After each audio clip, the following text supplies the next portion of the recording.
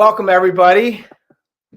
Coming from all over the world today, we have a vast array of people joining us from the technology space, the financial services space, the um, hardware space. There's just so many wonderful people here today, and we thank you all for spending some time with us. So welcome, and thanks for spending some or part or all of your day with us.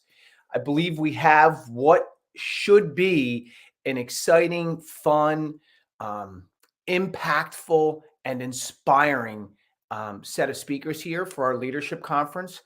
And I'm excited to get us kicked off here. So, all right. So, maybe two things before I introduce Alan Stein, our first speaker. Um, so, first thing is what it means to be a leader in today's world. And by the way, is so much written about this, and I don't pretend to think that what I'm going to say is going to be like the definitive answer on what it means to be a leader. But when you look at the reason why people leave organizations, whether it's sport teams, businesses, social organizations, it usually comes back to something surrounding culture. I just don't like the culture of the place, or I've been so loyal to this place or to this organization because of the culture. And culture is always driven by someone. Someone set that culture in place. And that someone who set that culture in place is a visionary, is a leader in just about every way imaginable. And it's a hard thing to kind of put your hands on, because like, how do you know all of these businesses, and how do you know all these organizations, all these sports teams? And so I don't know that. And how can you point to this person as a leader? Is because if people are staying with them and people are attracted to them, they have done something that has inspired the person that they work with. And if you're inspiring people, you are in so many ways a leader. And so that's what this conference is all about. So we're going to put up the agenda here in just a second, and you'll see each one of the speakers here is going to talk about a different facet of leadership, and in particular, how to make the best you, and then by making the best you, how you can turn around and make the best of others. And again, that is the essence of leadership. So as I mentioned, we're going to introduce Alan Stein Jr. here in just a second, who's going to talk about like being the best and being the best of the best. And Alan has a number of wonderful books he's written, and I've read both of them. And so he's done some great things for so many organizations. He's a dynamic speaker and gives you some real life takeaways for you to walk away with. Second on the list after Alan Stein Jr. is a good friend of mine and someone I've known for years and years and years, a guy by the name of Chris Johnson. And his whole premise of On Target Living, his business, is centered on this: being able to rest most effectively, eat to perform at your highest level, and move in a way that makes you feel operate, and think at your best or at your highest level. So that's second on the agenda. And then after that, we have Kim Orlesky, who's going to talk about these deal killers. And there's these 7 deal killers that so many of us don't pay attention to. And she has a dynamic presentation on how to stay away from these things, how to make the most of these opportunities, and how to differentiate yourself. And then we're going to take some time for ourselves to get back to our emails and those things that we need to do for our particular days. And then we move over to personalizing your outreach. And I think this is a really important one in a day and age where we live with so much information, and so much information that tries to break through into our lives and to our clients' lives. And so one of the things like that clearly is distinguishing outreach today is the personalization of it, feeling like it's made for you, that like what they're sending you is made for you and your needs and your wants and your family needs and your family's wants and your business needs and your business wants. But that's really hard to do, because how do I get this information? And so Jeremy's going to talk about that. And then I'm going to wrap it up with a conversation on communicating your value in today's world. And that's to your colleagues, to your peers, to your clients, and to the rest of the world? How do you communicate your value? So really excited about what we have here for you today. So I'm going to bring on Alan Sterin Jr. right here. And so Alan, so thankful that you were able to spend the time with us. And maybe you'll be nice enough to share why your speaking time was in jeopardy for a half a second. So we're delighted to have you here, and so happy you're able to be here speaking with us first thing, kicking us off in the morning. So Alan Sterin Jr., welcome. Oh, thank you so much, Colin. I am incredibly thankful to be here. 3 weeks ago, I got a notice that I may have had to have served jury duty today. And I had to call last night after 5:00 p.m. And thankfully, I was excused from my duty as a juror, which allowed me to be here. So yeah, I'm incredibly grateful and thankful for an opportunity to spend some time with you all this morning. I truly value and respect your time and appreciate you investing it with us today. My goal today over the next 30 minutes is very basic. That is to add as much value to your lives and to your businesses as I possibly can in our short time together. And if you are watching this right now, I consider you a high-performing leader. And having spent my entire life around some really high-performing leaders, many of which in the game of basketball, I know one thing for certain. High performers like you are looking to grow. You're looking to develop, you're looking to improve, you're looking to evolve, you're looking for that edge. And that's ultimately why I'm here this morning, is to help give you that edge by sharing certainly a couple of cool stories and a couple of cool stats, but more importantly, some practical, actionable strategies and thoughts that you can implement immediately with your teams to improve your influence and your impact, and to help you build unbeatable teams and create championship caliber culture. And I know that's a lot to accomplish in 30 minutes. So we got to make sure that we get this off, we get this started right. And what I need you all to do is to be open-minded to adopting the foundational mantra of transformational leadership, which is choosing to look at the world around you through the lens of, it's not about me, it's about you. It's not about me, it's about you. You should be able to look every single member of your family, your spouses and your children and significant others. You should be able to look them in the eye and say, this is not about me. This is about you. You should be able to look every single member of your team in the eye, your colleagues and your coworkers, and say, this is not about me. This is about you. And you absolutely need to be able to look every single person that you serve in the eye, your customers, your clients, your patients, your members, and say, this is not about me. This is about you. See, when you can shift your focus off of what you want from people and start putting it into what you want for people, it's an absolute game changer. And another thing that I know for certain, if you're always focused on taking, you'll never have enough. But if you switch your focus to serving and to giving, you'll never run out. And another important note as far as transformational leadership is making sure that you are crystal clear on your core values. What do you believe in? What do you stand for? What are your non-negotiable principles? See, when you can get crystal clear on your core values, it actually makes decision-making more fluid. It makes decision-making easier. Now, this doesn't mean you won't still have really, really challenging decisions to make as a leader. It simply means now you have a framework and a construct to make that process more fluid. Because every single decision you make as a leader, both large and small, you can run through the filter of, is this in alignment with my core values? And obviously, if it is, then you proceed. If it's not, then I would hope at the very least, you have a slight hesitation. And by doing so, then you become the type of leader that you'd want to follow. You become the type of teammate that you'd want to play with. And don't ever forget, you cannot lead your team somewhere that you're not going, and your team cannot become something that you're not. So we have to get crystal clear on our core values. When it comes to transformational leadership, I don't know that anyone does it any better than my longtime friend and mentor, Jay Billis of ESPN. For those that don't follow college basketball as closely as I do, even though we're in the throes of March Madness right now, just know that Jay is the face of ESPN College Game Day.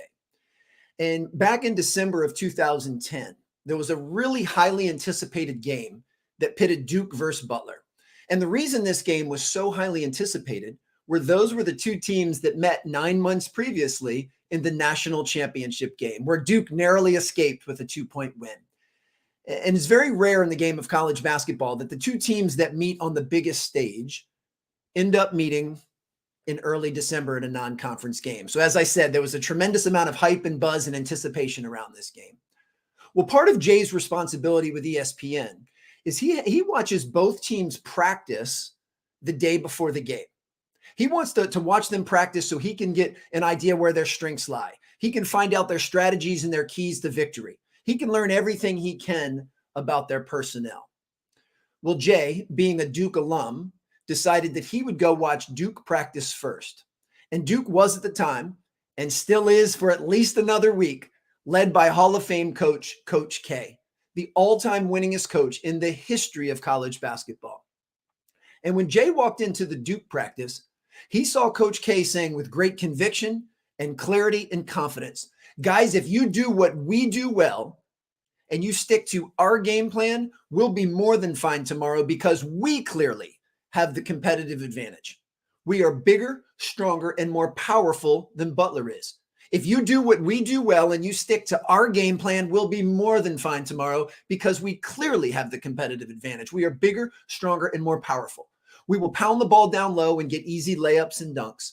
We'll out-rebound them and we'll contest every shot. I'm telling you, if you do what we do well and you stick to our strengths, we'll be more than fine tomorrow because we clearly have the competitive advantage.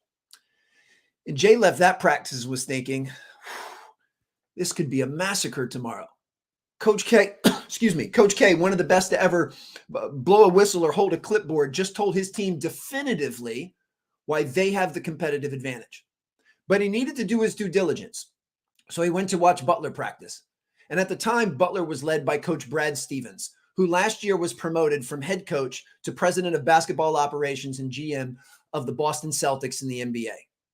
And to Jay's surprise, when he walked into the Butler practice, Coach Stevens was saying with the exact same level of confidence, clarity, and conviction, guys, if you do what we do well and you stick to our game plan, we'll be more than fine tomorrow because we clearly have the competitive advantage.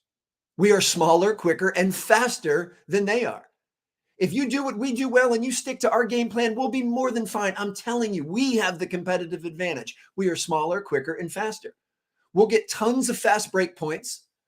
We'll put on a smothering full court press, and there's no way their big guys can get out to our corner shooters. If you do what we do well and you stick to our game plan, we'll be more than fine because we clearly have the competitive advantage. And Jay left that practice and started thinking, I got no idea who's going to win this game. Both of these Hall of Fame caliber coaches have the self-awareness to know what it is that they do well and what gives them the best chance to be successful. And I share that story with you for a couple of reasons. One, you as a leader need to be introspective and aware enough to know where your strengths lie. What are your natural talents? What are your gifts? What are the strengths that you have that can add the most value to those that you serve?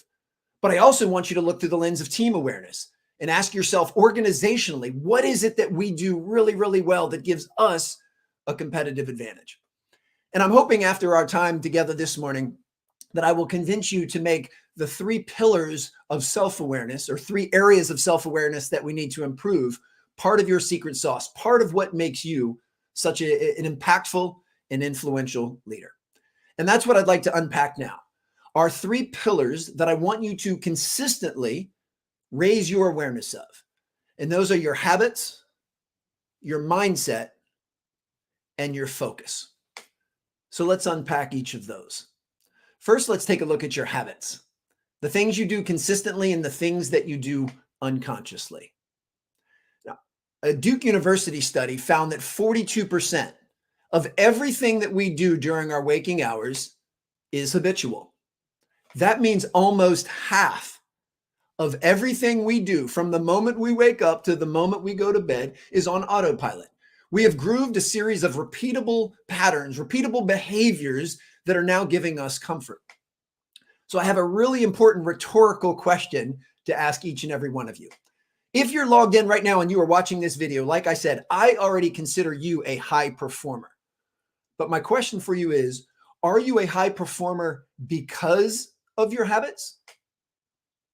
Or are you a high performer in spite of your habits? If you were to list all of the things that you do routinely every single day, that 42%, if you were to write those down, what percentage of those habits are helping you? And what percentage of those habits are hindering you?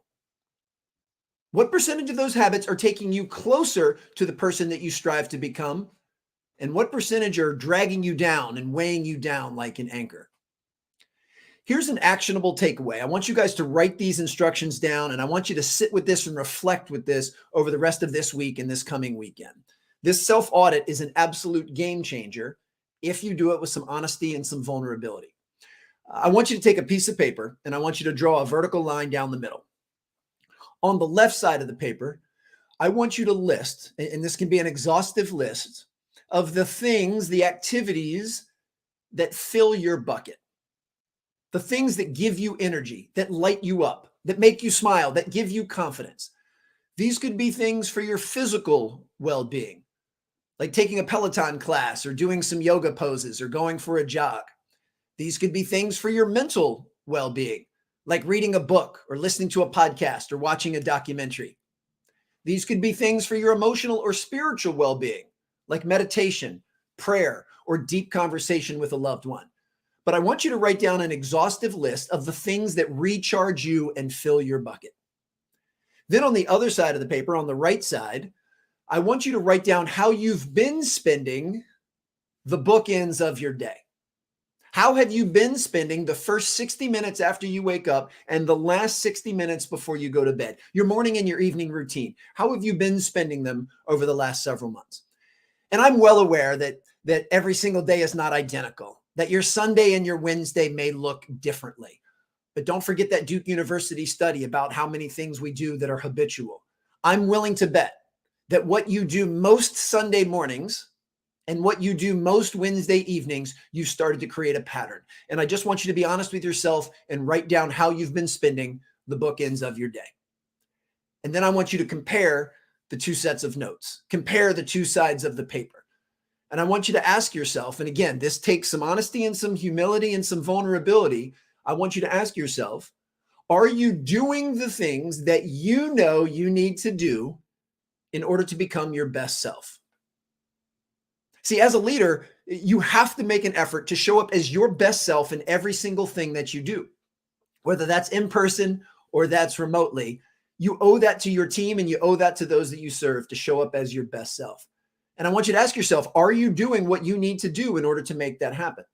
Now, if you do this self-audit, again, with some honesty, you will most likely start to uncover what's called a performance gap. And a performance gap is the gap between what we know we should be doing to be our best selves and what we're actually doing. And a good portion of my work that I do with both individuals and organizations is to help people start to close those performance gaps, to help you start to take the things from the left side of the paper and make sure that you are making the time and emphasizing and prioritizing the importance of the things on the left side of the paper and putting them into your morning and evening routine. See, this way you can show up for everyone, your family, your team, and those that you serve as the best version of yourself, which is Leadership 101. So those are our habits. The second pillar that I want you all to heighten your awareness in is your mindset, kind of your view and your perspective on the world around you. I believe mindset is the biggest separator, not only in business, but in life in general. And I want you to work to develop what I call is a champion's mindset or a winner's mindset. And a champion's mindset is gaining confidence through knowing you're going to do the best you can with what you have where you are. That's it. Just strive to always do the best you can with what you have wherever you are. Now, the reason I love that framework is it inherently reduces or eliminates a trilogy of behaviors that will not only undermine your influence and impact, it will undermine your performance and will undermine your fulfillment as well. And that is blaming, complaining, and making excuses. I use absolutes very sparingly, but you will never, ever improve your situation or make things better for yourself or for those that you lead when you blame, complain, or make excuses. So the sooner you can eliminate that trilogy of behaviors, the better off you'll be. And don't ever forget, as a leader, if you are going to expect it of others, you have to expect it of yourself. So assuming you do not want a team that blames, complains, and makes excuses, then the very first step is making sure that you eradicate that from your behavior. Don't ever forget that the very first step to improving the team is improving yourself. So from a mindset standpoint, ultimately, where we're all trying to work towards is getting to the point that the outer world doesn't dictate our inner world.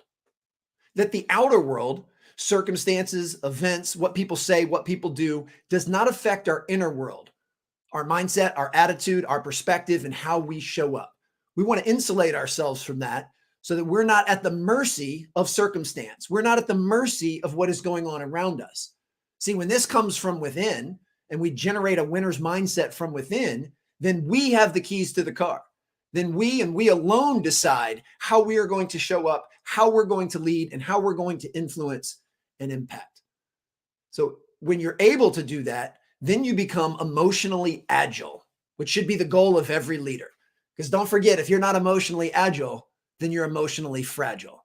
And as we've all been tested significantly over the past 2 years during this global pandemic, the most effective leaders simply cannot be emotionally fragile. Now, the third pillar that I want you to heighten your awareness of is your focus, or what I'll actually call refocus. In today's day and age, I don't know that it's realistic to expect ourselves to sustain long periods of uninterrupted focus. I just don't know that that's realistic.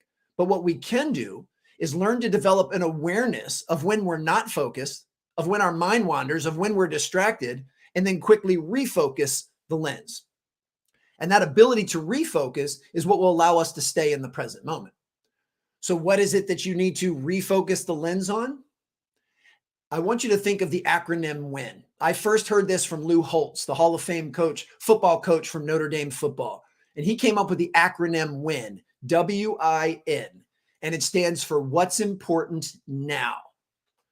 At any given moment of any given day, you should be able to take a deep breath and ask yourself, am I choosing to place my attention in what I value most in this moment? See, we've all agreed unanimously that time is our most precious resource, but then by default, that means our attention in the present moment is the number one currency we have to offer. And we want to make sure we are investing that as wisely as possible and as consistently as possible. So any given moment throughout the day, you need to ask yourself, am I focused on what I believe is most deserving of my attention in this moment? So it's a constant recalibration process. You should be able to do this dozens and dozens of times over the course of the day until it just becomes habit and automatic, so that you are locked in and you are refocused on what you consider most important. And another way of saying that, and I've heard this from both Nick Saban, the illustrious coach of Alabama football, and I've heard this from Oprah Winfrey, so it has to be true if those two are saying it, that is to learn how to be where your feet are. That's the actual, silent triggering system that I have with myself. I'm just constantly asking myself throughout the day, am I being where my feet are? Am I fully present? See, wherever my feet are, that's where my head and my heart need to be as well. Now, to slightly expand on this concept of living in the present moment and being able to refocus the lens, I want to share the 3 pillars of living in the present moment. The first is the ability to refocus the lens on the next play. The second is to refocus the lens on what you have control over. And the third is to refocus the lens on the process.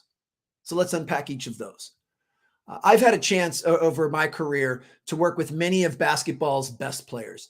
I had an opportunity to work with Kevin Durant and Victor Oladipo when they were in high school, which then led to work with Nike basketball and Jordan Brand and USA basketball. And I got to work events for Kobe Bryant and LeBron James and Steph Curry. And one thing I noticed about those guys was their ability to be locked in and present and how quickly they could move to the next play. See, a good portion of my work when I was in the direct basketball training space was to get players focused on the next play. You just missed a layup. It's okay. Next play. You just turned the ball over. It's okay. Next play. I know the referee didn't blow their whistle. Next play. Well, as a performance coach, why would I want my players focused on the next play? It's the only one they can do anything about. They can't do anything about that missed layup, that turnover, or the referee's missed call. That is now in the rearview mirror. It's in the past. There's nothing they can do to change that.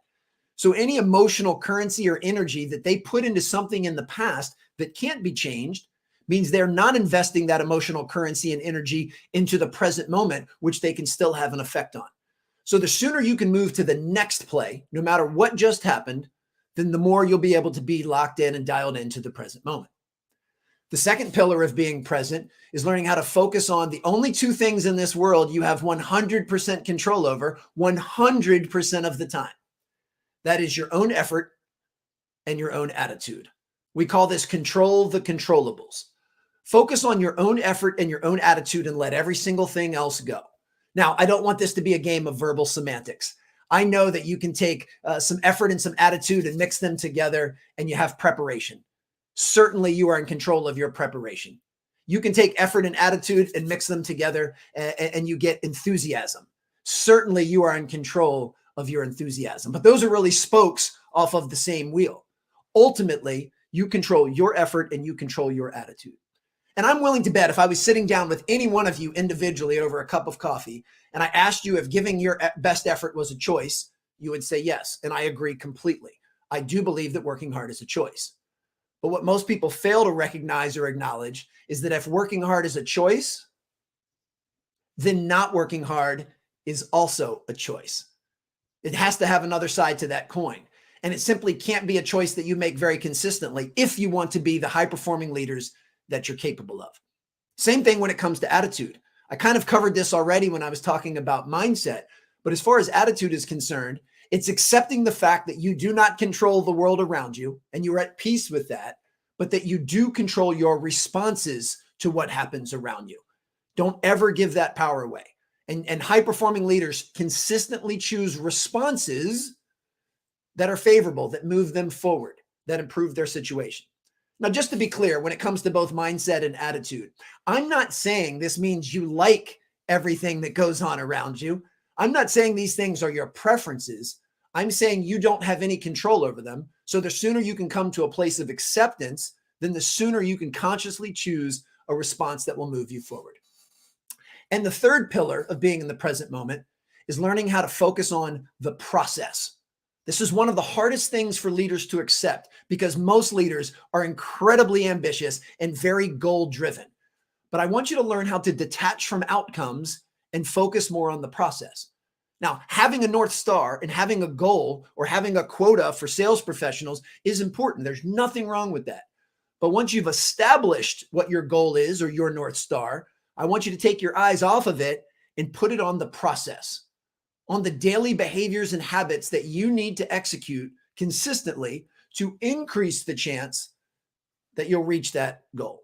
The best analogy I can think of is if you're tasked with building a brick wall, don't worry about the wall. Focus on laying each and every brick with as much care and precision as you can. See, if you lay each and every brick as perfectly as you can, the wall will take care of itself. You don't need to focus on it. And I feel the exact same way with every single goal you have in your life or every single goal you have in your business. We got to focus on the process. The best that I've ever seen execute this is Bart Lundy and his staff of the men's basketball program at Queen's University, one of the top Division II programs in the United States. And Coach Lundy and his staff have figured out that there are 4 key stats, 4 key analytics that heavily influence whether or not they win a basketball game. And, keep in mind that the game of basketball, as Simon Sinek would say, is a finite game. We've all universally agreed that the team that has the most points on the scoreboard at the end of the game is declared the winner. And I'm very well aware that, as Simon says, business and life is much more infinite. It's an infinite game. It's evergreen. There's not necessarily a definitive start and stop. And if I were to interview every single one of you individually and ask you what winning looks like in business or in life, I'll most likely get some variance in your answers. So I'm well aware of the differences. However, you can absolutely still apply this lesson.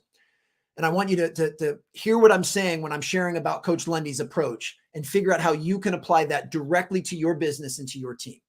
So as I said, Coach Lundy has figured out that there are 4 key statistics that heavily influence whether or not Queen's University's men's basketball team wins a game. The first is turnover differential. If we can have more possessions than our opponent, it gives us a better chance to win. The second is offensive rebound differential. If we can rebound our own missed shot and take more shots than our opponent, it gives us a better chance to win. Number 3, our free throws attempted. In the game of basketball, the free throw is the highest percentage shot per possession. And if we can take more of those than our opponent, it gives us a better chance to win.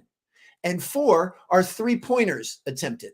The 3-pointer is a massive weapon in college basketball. And if we can take more clean looks from 3 than our opponent, it gives us a better chance to win.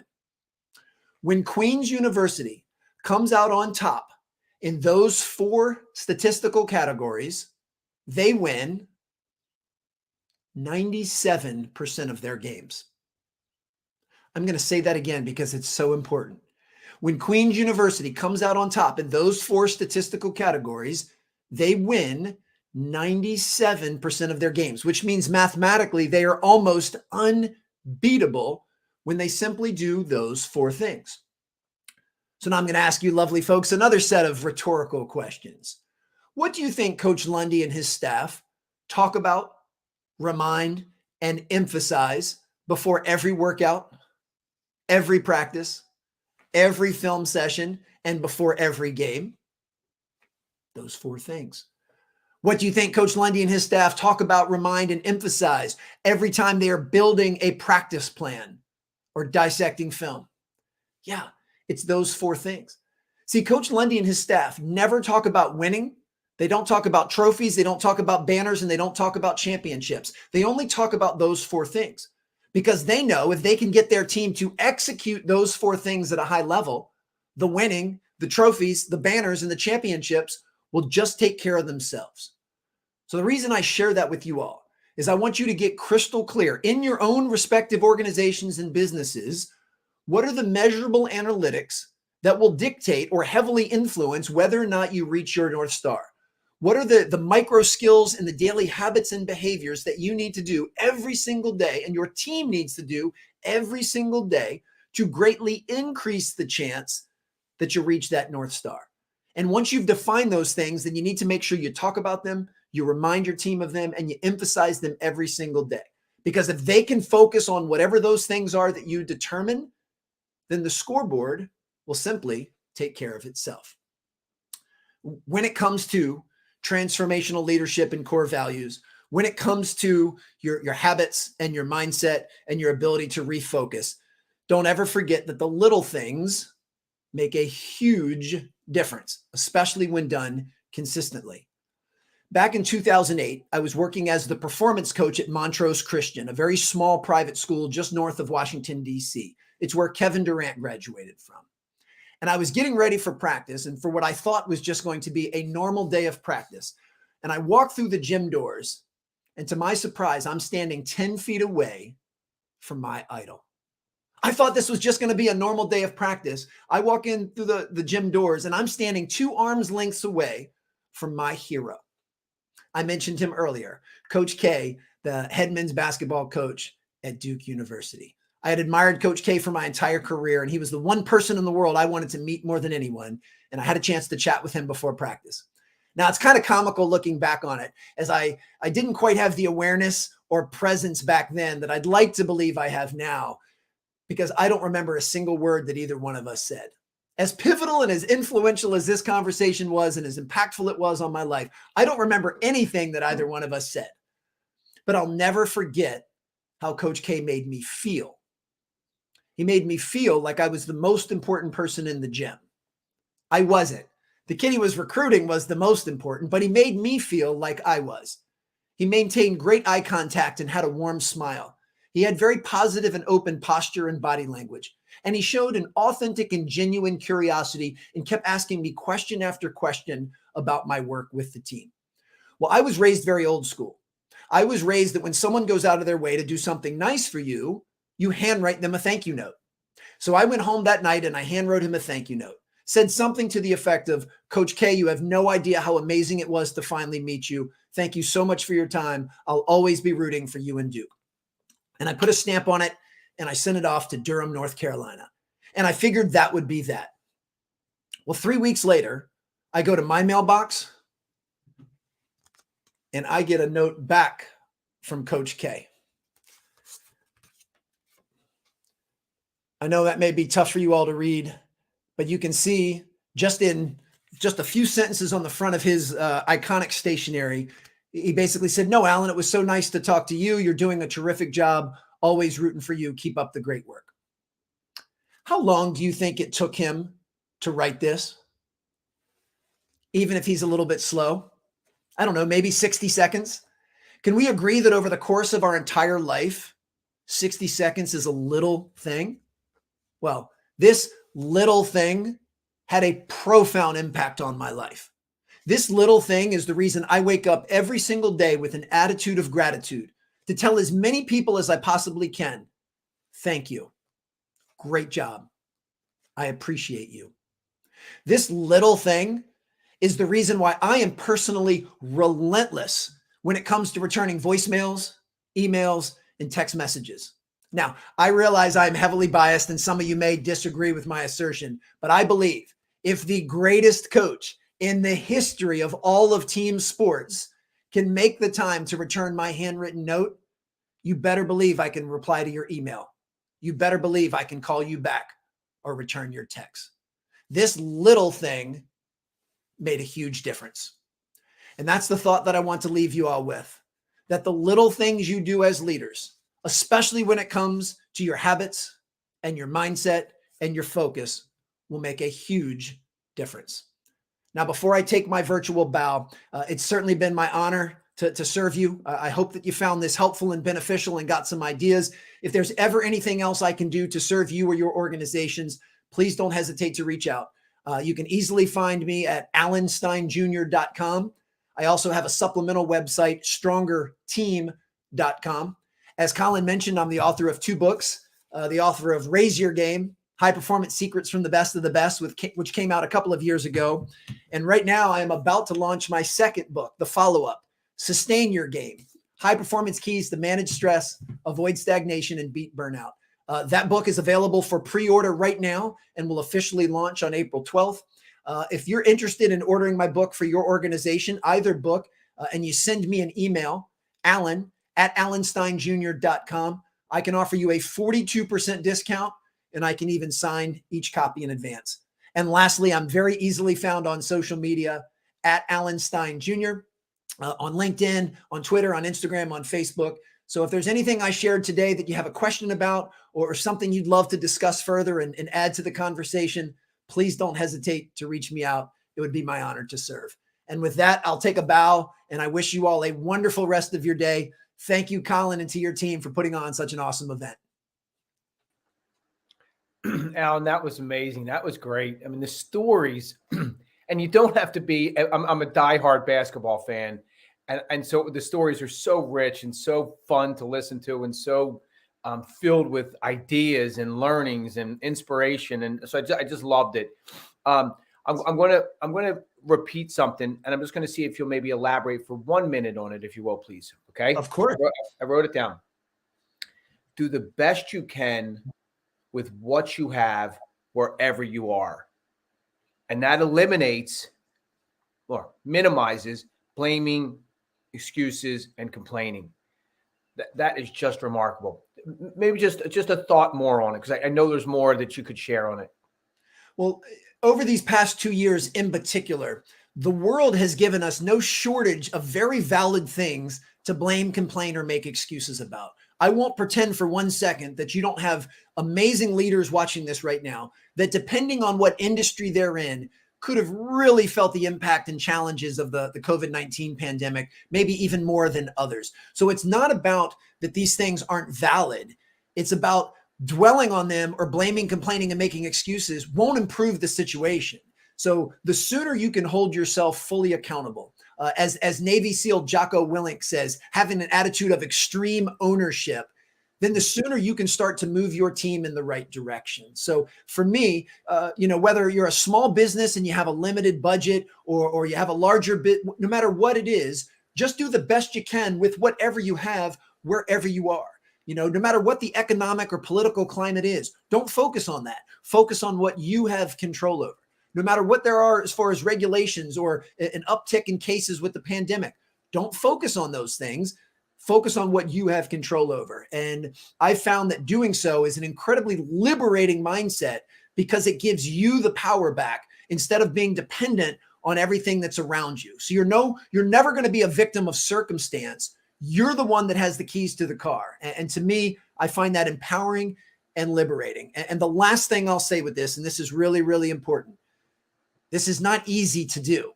Everything I just shared with you all for 30 minutes, I do believe are basic fundamental principles, but none of this stuff is easy to do. And let me put in one last disclaimer.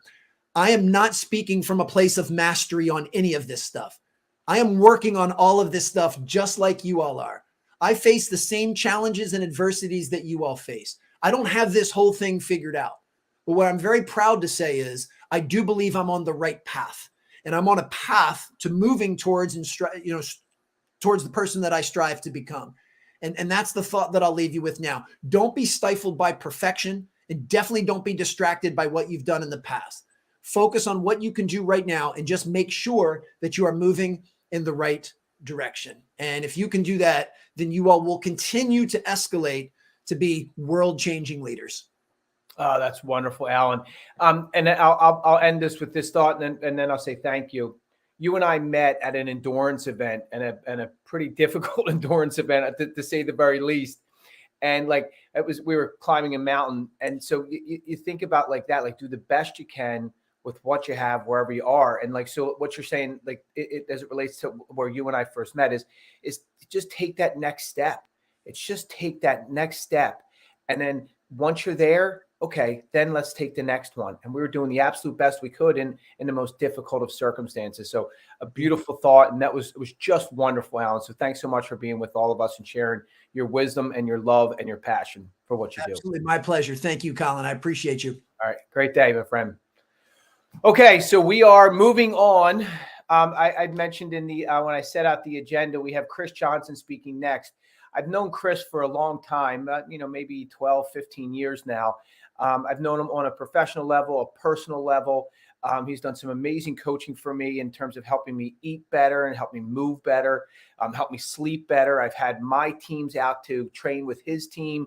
I just think the world of Chris Johnson. So you're about to hear some of the secrets of some of the highest performing individuals in the world, like what they do from a nutritional perspective, what they do from a movement perspective, how they're able to rest successfully while leading these high performing lifestyles. And that is, again, really, really hard to do. But if we're going to be excellent leaders, we have got to be able to think about these things to make us the absolute best we can be so that we can serve at the highest level. So Chris Johnson, founder, president of On Target Living. Chris Johnson, like I say, is a very, very good friend. He is an inspiration to so many in so many ways. And so, Chris Johnson, welcome and thanks for joining us. Yeah, welcome, Colin. And again, I've known you quite a long time. So, you've been a great friend. And we met at an event in California way back in the day. So, no, I'm so excited to be here today. I thought Alan had some amazing nuggets. I was writing feverishly as we went. But I love the thing that Alan said, a big deal is about, let's not focus on the outcome. Let's focus on the process. And that's what I want to talk about today as we go. And I like the habits. How do you build some habits? And I would kind of talk more about the habits about Alan, but I think it's even more than 42%. I think it's closer to 60 to 70%. And again, if we didn't have these habits, we would all be exhausted by, 10 a.m. So take out a piece of paper, something to write with. Again, I'm going to give you some things along the way, and then we'll kind of pare it down at the very end. I'll give you my direct email. So if you have any questions as we go, but I'm going to start out with this. What's possible in your life? So I want to think about that. What is possible? How many would like to have better energy throughout your day? Or you'd like to lower your blood pressure? Or as Alan was talking about, how do you create better focus throughout your day? So again, step back for a second. Maybe you'd like to lose a couple pounds or whatever it might be, but I want you to think about what is possible. And also start with this.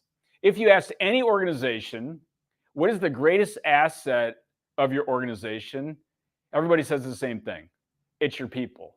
But here comes the second question. What's the greatest asset of your people? It's their health. Now, I came out with a new book this year, just came out in January. It's called Rest, Eat, Move. And we always were trying to kind of like, oh, we'll get to the wellness thing, but it's a foundation of pillars. So I'll keep going back to that question over time. And we know through the pandemic, when you don't have your health, you don't have a whole lot.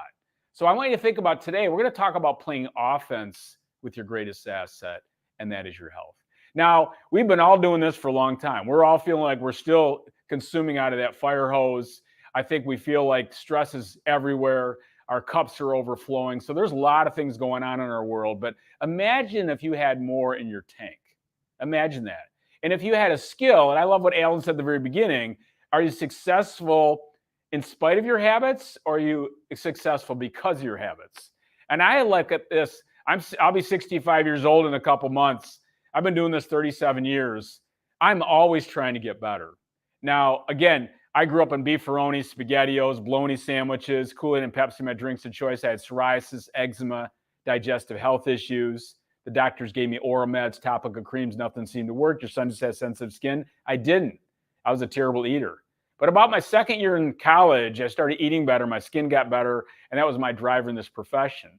So wherever you are today, everybody's in a different place. It's all about how do we get a little bit better as time goes on.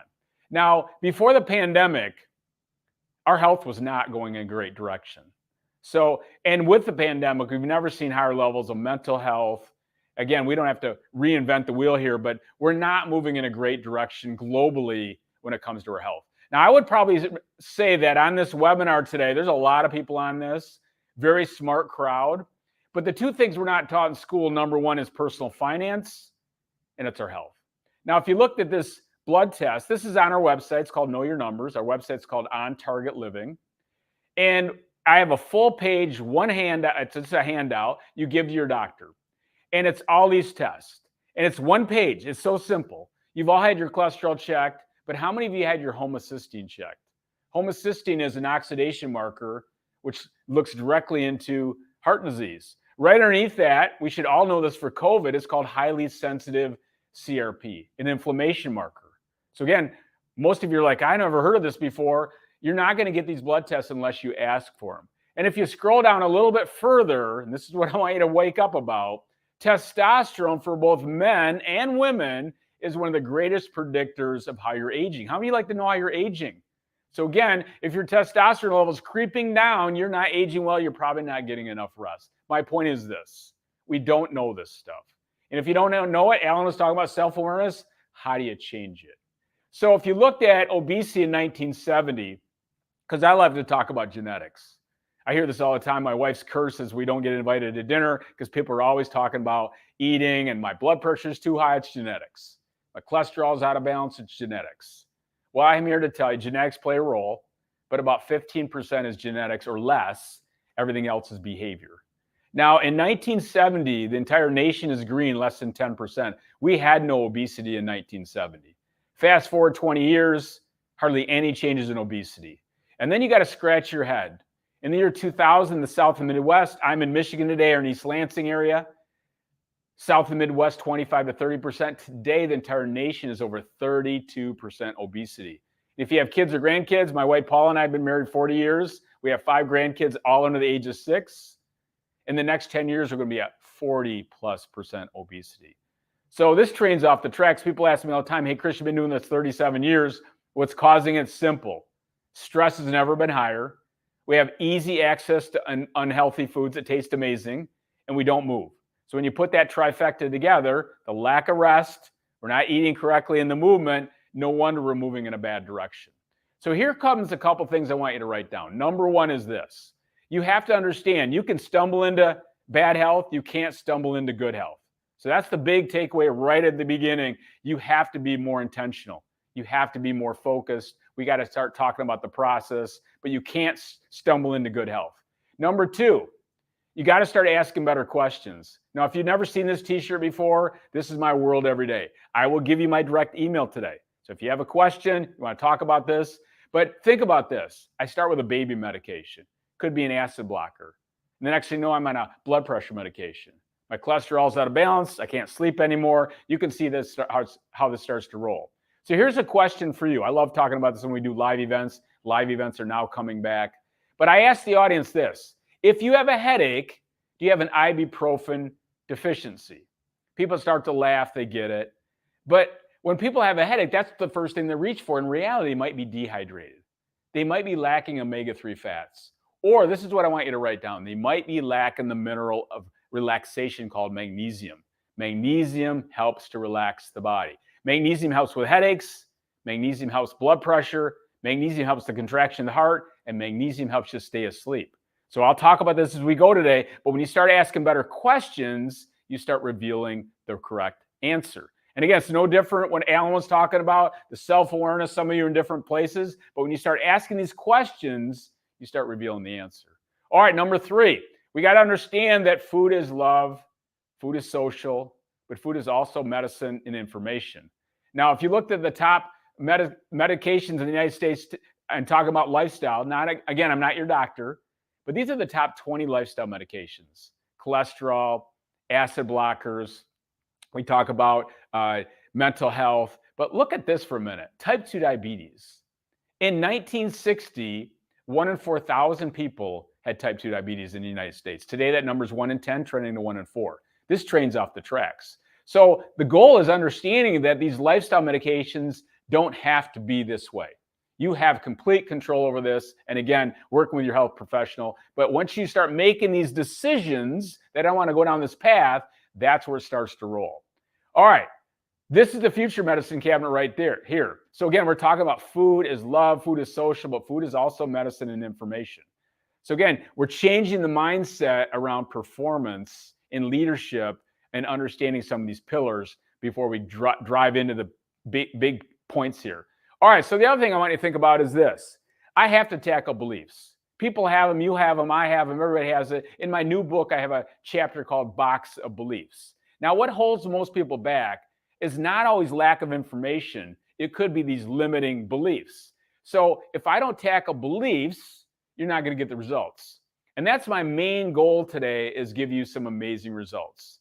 So in my space, many people believe that carbohydrates make you fat. That's not true. Many people believe to lose weight, you have to do more cardio.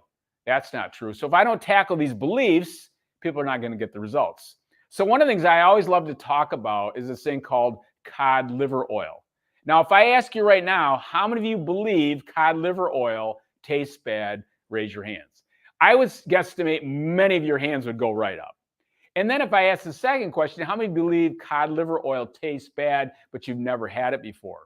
And people start to laugh, they get it. But most people don't take the action of 1 tablespoon a day to get these amazing results. In fact, we have our own cod liver oil. It's made in Dutch Harbor, Alaska. It's high in vitamin D3 naturally. But the reason I'm talking about is this: brain health.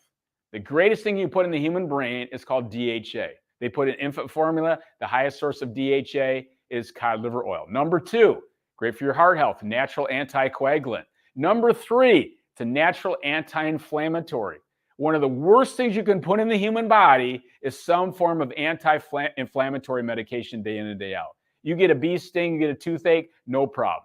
But day in and day out, putting that Advil or that Aleve in your body kills your gut health, which destroys the body. So again, it's a natural anti-inflammatory. And last but not least, it's one of the greatest raw materials to build your sex hormones, including testosterone. So that's the big 4: brain health, heart health, natural anti-inflammatory, and hormones, by taking simply the action of 1 tablespoon a day. That's why we talk about it, because again, I'm not going to do it. And Colin's been there before. I'm not going to do it. And then they try it and they're like, oh, that's not even a big deal at all. All right. So now we're going to talk about playing offense. And this is where I don't understand our planet not talking about this. We talk about social distancing and wearing the mask and the vaccine. Fantastic. But even more powerful is what you control. And this is what Alan was all talking about, is self-care. How you breathe, how you sleep, hydration, what you eat, structure, body alignment, and daily movement. This is the offense we're moving forward with right now. And we'll begin with this, rest. So under the rest pillar, so again, I want you to write down rest at the top, and I'm going to give you some key strategies along the way under the rest. And I truly believe the performers I worked with over the years, this is probably the biggest missing link. They're not getting enough rest and recovery. We all know this to go at your high level. And he said at the very beginning, you can't stay focused all the time. You need strategies along the way to help you recover during your day, your week, your month, the list goes on. We'll begin with stress. We could spend all day talking about this, but I want to narrow this right down. The human body has an amazing ability to handle acute stress. Here comes the bear. We're not designed to handle chronic stress, and that's what's killing us today. It's not the bear. The bear is okay. We're really designed for fight or flight. We're not designed to handle the chronic stress. Can I pay my bills? What's going on in the background? The list goes on and on. We all have them. Those are called stressors. So we all have these stressors, and the way we interpret them differently, and the list goes on. But again, I really want to go back to the acute stress. We're really good at that. That's great. The chronic stress beats us up. I want you to understand about stress. If I ask you what is stress, your answer would be this. It's physical. That's it.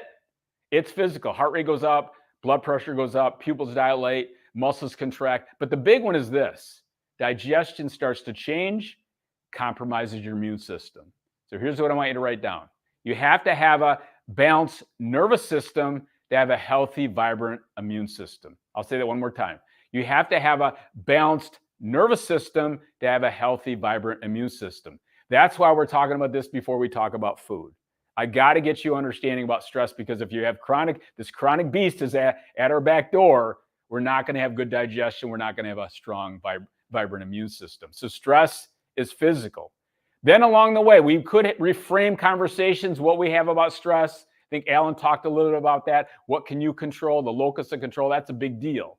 But simpler than that today, because then that's a big conversation, is changing how you breathe. Now, so simple. The nasal passages are the switchboard for the nervous system. Again, I want you to breathe through your nose 24/7. Even if you're working out, I want you to try to breathe through your nose unless it gets so intense, okay? So again, I worked out this morning. I was definitely breathing through my mouth. But most of the day, breathe through the nose. The nasal passages are the switchboard of the nervous system, and they get better. They get better with use. So again, I have a whole chapter in my book called The Lost Art of Breathing. We need to start breathing through the nose. Number 2, we got to use the diaphragm. As we age, I'm an exercise physiologist. The thing that ages the fastest on most human beings is called lung function. Because we lose the strength of the diaphragm, that's that dome-shaped muscle underneath the lung. So again, we need to make sure that we're using that diaphragm. So here's the big deal. Here's the thing, easy thing to do with you, your clients, your family, friend. Get some birthday balloons. And as you blow up that birthday balloon, you have to use the diaphragm. If you can't blow up the birthday balloon, you know you have a weak diaphragm. First thing we do when we bring clients in here, we give out the birthday balloons. We have them blow it up. They see right away they're not using diaphragm. As you take a deep breath, the belly actually expands. When you exhale, the belly comes back in. That's called a diaphragmatic or belly breath. Okay, that's easy. I can do that. Try that once a day, twice a day. Breathe through the nose, close your eyes, belly goes out, belly comes back in. And last but not least, slow it down. 4-second inhalation, 4, 6, 7 seconds exhalation. This is one of the fastest ways to calm the mind and relax the body. And the fastest way to lower blood pressure is changing how you breathe, hands down. It's not a beta blocker. It's not a calcium channel blocker. It's changing how you breathe through the nose, use your diaphragm, and slowing it down. So this is a skill to help you quiet the mind and relax the body. Number 2, we're going to talk about sleeping. We all know that sleep is incredible. If you don't sleep, you do not live as long. It's that simple. The human body is designed to sleep. So again, what do you need to know about sleep? Number 1, you have 4 stages of sleep. Stage 1 and 2, you go through very quickly. Stage 3 is called hibernation or deep sleep. This is when your hormones are made. So if you shoot me an email, hey, Chris, my testosterone level is 400 or less, we got an issue. We need to make sure we're getting enough deep sleep because that's when your hormones are made. And then it's during REM sleep. Tell everybody about this. It's rapid eye movement. When we dream is when the brain takes out the trash. So if you want to have a healthy brain as you age, because we see Alzheimer's, dementia, everything moving up so quickly, it's because we're not getting enough REM sleep.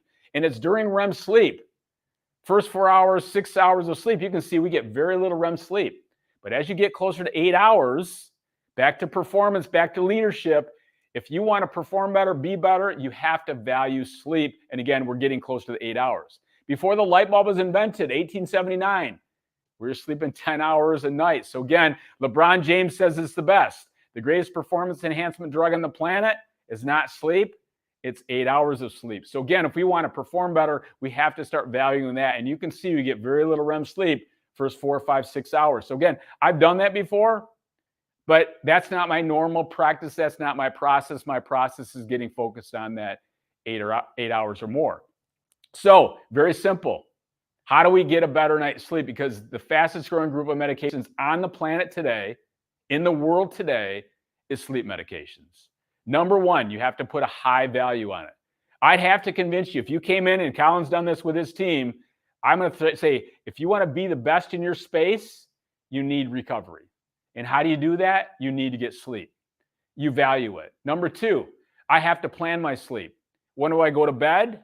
When do I get up? It's incredible how many people that we work with have never even thought about planning their sleep. If you have young kids at home, you plan their nap time, you plan their bedtime, you plan everything. But as adults, we kind of get away from that. So again, when do I go to bed? When do I get up? So I create consistent circadian rhythms. They're talking about daylight savings time right now, that what's the best for the human body? When do we go to bed? When do we get up? Then from there, we create this amazing environment. The big thing on environment is this: temperature. The lower the temperature, it helps to relax this thing called the sympathetic nervous system, relaxes the body. I even have a chili pad. It's a mattress pad in the summertime, in the winter, in the Michigan, that I can lower that temperature, and that temperature is 60 to 65 degrees. I don't want you to be cold in your bed. I want you to be cold in your environment. And then morning sunlight, daily movement. We talked about magnesium, maybe taking an Epsom salt bath a couple times a week. And remember, screen time. Some people out there, screen time, again, Alan said this best: what is your habit the last 60 minutes before you go to bed? That is a big deal. So again, these are just some strategies to help you sleep along the way. All right, the last little piece we're going to talk about in rest is this: space. We're losing it. In 1940, look at that white space. Again, lots of white space, and we can put anything in that white space, but here's what I want you to take away with this white space. It's where memories are made. In the last part of your life, you and me both, we're all going to talk about memories. I lost my mom 3 years ago. My mom lived with us the last 6 months of her life. All she wanted to talk about is memories and white space. We had a lot of that in 1940. 2007, 2008, we're losing it. And today, this should scare us all. Look at the amount of sleep we're getting. It's actually less than 6.5 hours. Work life is completely blended together. We're spending way too much time on our electronics, and our little white space is shrinking. This is what we're all going to talk about. Coming out of this webinar today, I want you to think about this. How do I expand my white space, and how do I protect it? During COVID, I got to tell you, there's a lot of tragedies happening in our family. We lost 2 close family members. But one of the gifts for me personally was that I realized I didn't have a lot of space in my life. I average about 125 to 150,000 miles in the air a year. With COVID hitting, I couldn't travel anymore. I realized, wow, I didn't have a lot of space in my life. So moving out of this, I'm protecting. I'm not going back to that level. I want that space. You all need that space in your life. And again, when you look at your calendars and you see nothing happening in the next couple of days, or you might have a morning off or whatever, you have to plan this. How do you feel? And as we're moving through the day, I want you to think about this. Do you take micro breaks, medium breaks, and bigger breaks? Now you're saying, okay, Chris, what do I need to do? It could be as simple as doing a stretch break. You're standing up right now, I'm twisting. Again, that could be 15, 30 seconds. I could be working on my breathing. Again, that's a break. It could be a hot and cold shower. It could be an Epsom salt bath. I'm a huge Epsom salt bath fan, high in magnesium, absorbed through the skin, 2 cups in a bath, 10 minutes. Fantastic way to recover. Maybe get a massage a couple times a month. Again, maybe some bigger breaks, but I want you to think about, do you plan recovery in your life? And this is what we do with our team every day. Colin knows this could be a simple 30-second stretch break. We need this way to recover. And as we end this rest piece, close the door to the end of your day. What does that mean? You need to have an end of your day. If you're not shutting the door to the end of the day, you're probably not getting good sleep. You're probably not going to have good digestion. The list goes on and on. You need to close the door to the end of the day. Some type of way to shut the door to the end of the day. Again, for you to be your best, perform at your best as time goes on. Second pillar, here comes the eat. So now we're going to focus on, I'm going to give you 2 simple principles to help us cut through all the noise very quickly. The first principle is this. It's called pH balance. I think this is the thing that woke Colin up and his team way back in the day. Life in the United States today is very acidic. And here's what I want you to write down. Acid equals inflammation. Every disease known in the human race, including COVID, is based on too much inflammation. So again, that was me growing up. Psoriasis, eczema, bologna sandwiches, Kool-Aid and Pepsi. I was an unhealthy eater. So life in the United States is very acidic. On one end of the spectrum is alkaline. That's where we're targeting. You get better gut health. The body cools down. You have less inflammation. That's our goal. In the center is balance, and that's really where the body brings you back into balance. So here's what I want you to understand about pH. If your body's too acidic, the way the body brings it back into balance is through our precious minerals, our kidneys, and our breath. The fastest way to change your pH is changing how you breathe. Number 2, stress is very acidic. Processed foods, alcohol, soda pop, energy drinks, so acidic. So again, it's easy to be acidic in our society today. And if the body's too acidic, your body's also going to use precious minerals to bring it back into balance. No wonder we're having restless leg. No wonder we're having acid reflux we've never had before, or gout. The list goes on, because the body's using precious minerals. And the first 2 minerals that go out the door is calcium, followed by magnesium. There we go. Can't sleep anymore. Blood pressure's too high because these minerals are going out the door. So we need to understand, we need to make the body more alkaline. You do it by how you eat, what you drink, how you breathe, how you move. And again, as you make your body more alkaline, you become more, again, less inflammation as time goes on. The second principle is so simple. You can teach this to a 3rd grader. We don't have to learn about GMO or organic or whatever. Ask the question, what's the source? The closer it gets to the source, the easier it is for the body to break down and absorb. That's interesting. So nothing's off limits if we're getting closer to the source. So an easy example of this is flax seeds. Flax seeds, you can buy them everywhere. We have them on our website. Get them any grocery store. They're very inexpensive. Get a cheap coffee grinder, grind enough up for a couple weeks. Once you grind them up, you can put them in a smoothie. You can put them in a salad. Do anything you want with a little bit of juice. If you don't grind them up, you'll see them again. But look at the price tag of flax seeds. And then we move to the flaxseed oil. Price goes up, quality goes down. And this is what we're making a mistake during COVID. We're spending way too much time on supplementation. We need to keep going back to the source. You don't need to take vitamin C. You need to eat an orange. You don't need to take vitamin D3. You take the cod liver oil. So again, this is where I want you to get the mindset around getting closer to the source. And if you do that, the body can break it down and absorb it, makes the body more alkaline, the gut gets healthier, the list goes on and on. Again, it's an easy principle: the cell, the source, and the pH. All right. If I'm trying to get you healthy, once we got the nervous system a little bit more in balance, we talked about the breathing, maybe we have a little more recovery, we talked about sleep. Now we have to build the gut. And the gut is your garden. So when I say garden and gut, I mean the same thing. So imagine you building a garden. Spring's almost here in Michigan. Got the healthy soil. You got to plant the healthy seed, and then you got to water it. It's that simple. In the gut lives many, many things, including serotonin, which makes us happy. Also, serotonin makes melatonin. So I'm not a fan of taking melatonin at all, because serotonin makes melatonin. We got to get the gut healthy. So when the gut gets healthier, you get healthier. So think about that for a second. Once we get the nervous system in balance, now we work on the gut. And the first thing we do is we bring in pre, pro, and symbiotic foods. Now you can take a pill, but I'd highly recommend going into the source. So again, prebiotic is the soil, a probiotic is the seed, a symbiotic means both. Now here's a couple big takeaways. Fruit is a natural probiotic. Bananas are great for gut health. You look at ancient grains like real deal oatmeal. That is great for gut health. An apple is a symbiotic, great for gut health And again, it covers lots of ground. So again, if you have acid reflux or digestive health issues, lemons, limes, ginger, apples, bananas. And if you want to make the brain healthier, here comes the potatoes. So again, what do these all have in common? They're all carbohydrates. So again, when people take the carbohydrates out of the diet, you're probably not going to have good gut health long-term, having problems sleeping, having trouble relaxing. And then from there, we got to water it. We all know this. If the body is not hydrated, inflammation goes up. So the big step I have with everybody starting out is take the challenge of 50 ounces of water a day.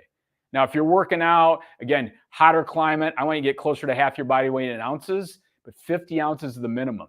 Also, at the beginning of each week, cut up some lemons and some orange slices and drop them in your water. Lemons and very citrus, and again, very good for the gut health, very alkalizing along the way. So whatever beverage you like, slowly try to upgrade that, but take that challenge. Are you drinking 50 ounces a day? I have my water right here in front of me.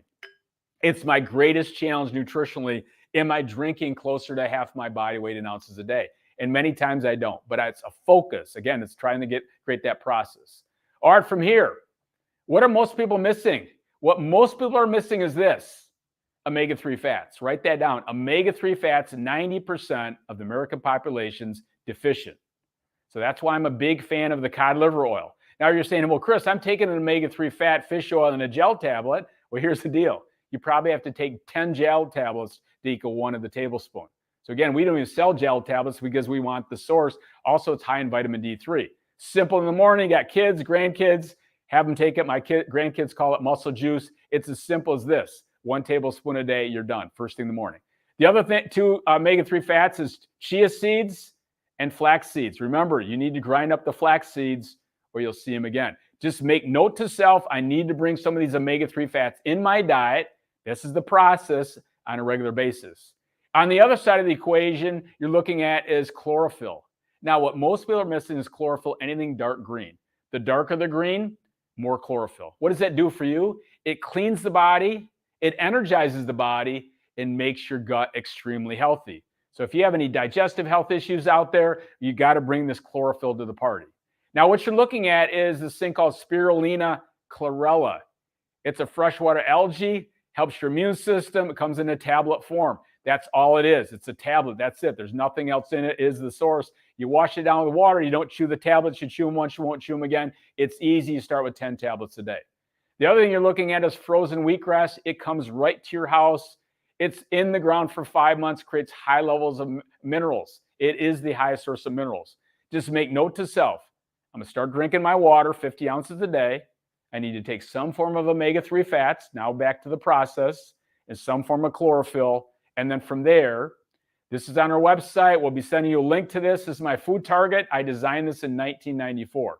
Now, what you're looking at on the screen does not have the foods in it. I have it right here in front of me. It actually has all the foods in it. So again, there's lots of things in here, but the big takeaway is this. It's forgiving. It's not about being perfect. It's always a process. The red area is the processed foods. The green area is the whole or the source foods.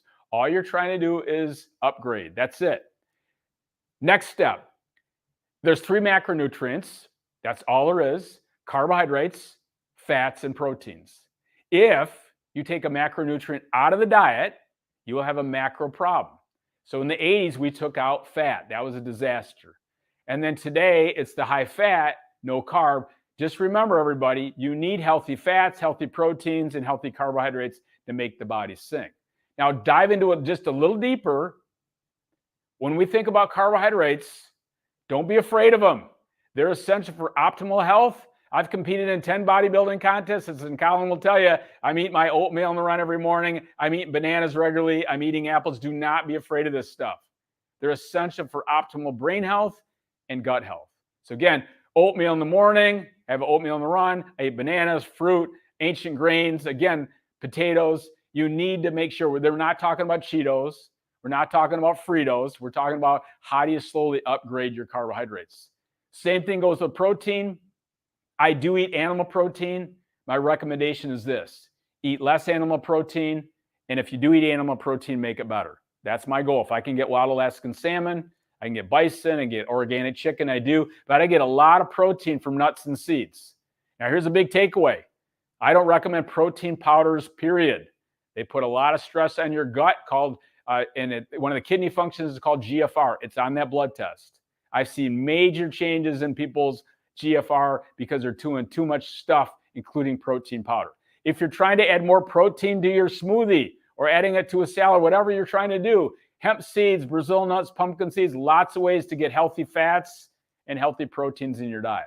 And the last thing is understanding the power of fat. Fats are great for brain health. Fats are great for hormones. They help balance helps your inflammation. Coconut is an MCT oil. Don't get crazy with this. We don't have to go take MCT oil. We have to take coconut. That is MCT oil. We have extra virgin olive oil, avocados, and then our omega-3 fats. We talked about that, cod liver oil, flax, and chia. And the last thing I want you to write down is this, omega-6 fats.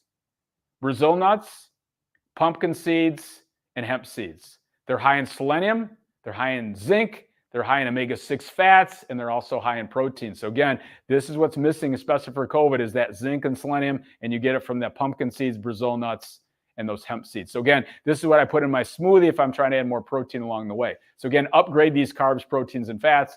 And last thing we're going to talk about is fasting. There's so much information about this. Let's make this simple. The human body needs a time to clean. That's it. It's called autophagy. Don't make it harder than this. People are fasting for a lot of reasons, and I think the number one reason is they want to lose weight. But when you shrink your time too much, you start missing nutrients. So I'm a big fan of doing a 12 to 14 hour overnight cleanse. Most nights I do 14 hours. So if I've eaten at 8 p.m., I'm not eating again till 10 a.m. But if I go too long, what's going to happen is I start shrinking my time, I change my metabolism, and again, people are shrinking this more than ever before. So I want you to fast overnight to keep the body clean. But again, once you start getting more than that, you really need to know what you're doing, and many times people are missing their nutrients. All right, last bucket here is the move.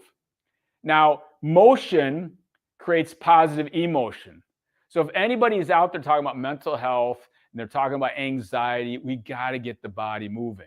Now, most of you are working out on a regular basis. I get that. But I want you to move every day. The mindset is going to change. I want to move your body every single day for at least 5 to 10 minutes. Now, Chris, that's not enough. I'm here to tell you, 82 to 85% of our population does not move. We make it too hard. We need to move the body. And remember, motion creates positive emotions. So that's the first step, is changing the mindset. I need to move. Number 2, on the back of our handout, I do this every day. I did this morning. It's called dynamic warm-up. It's 2.5 minutes. Warm up my body. I'm going to go play pickleball, paddleball. I'm going to play tennis, golf, whatever it might be. Get in the gym. Again, I'm moving my body, or I don't have a lot of time. I'm in the airport last week coming back from Wyoming. Again, it's an easy thing to do. 2.5 minutes. It's called dynamic warm-up. We have videos on our website. It's on the back of this when you order it, or you can get it right off our website.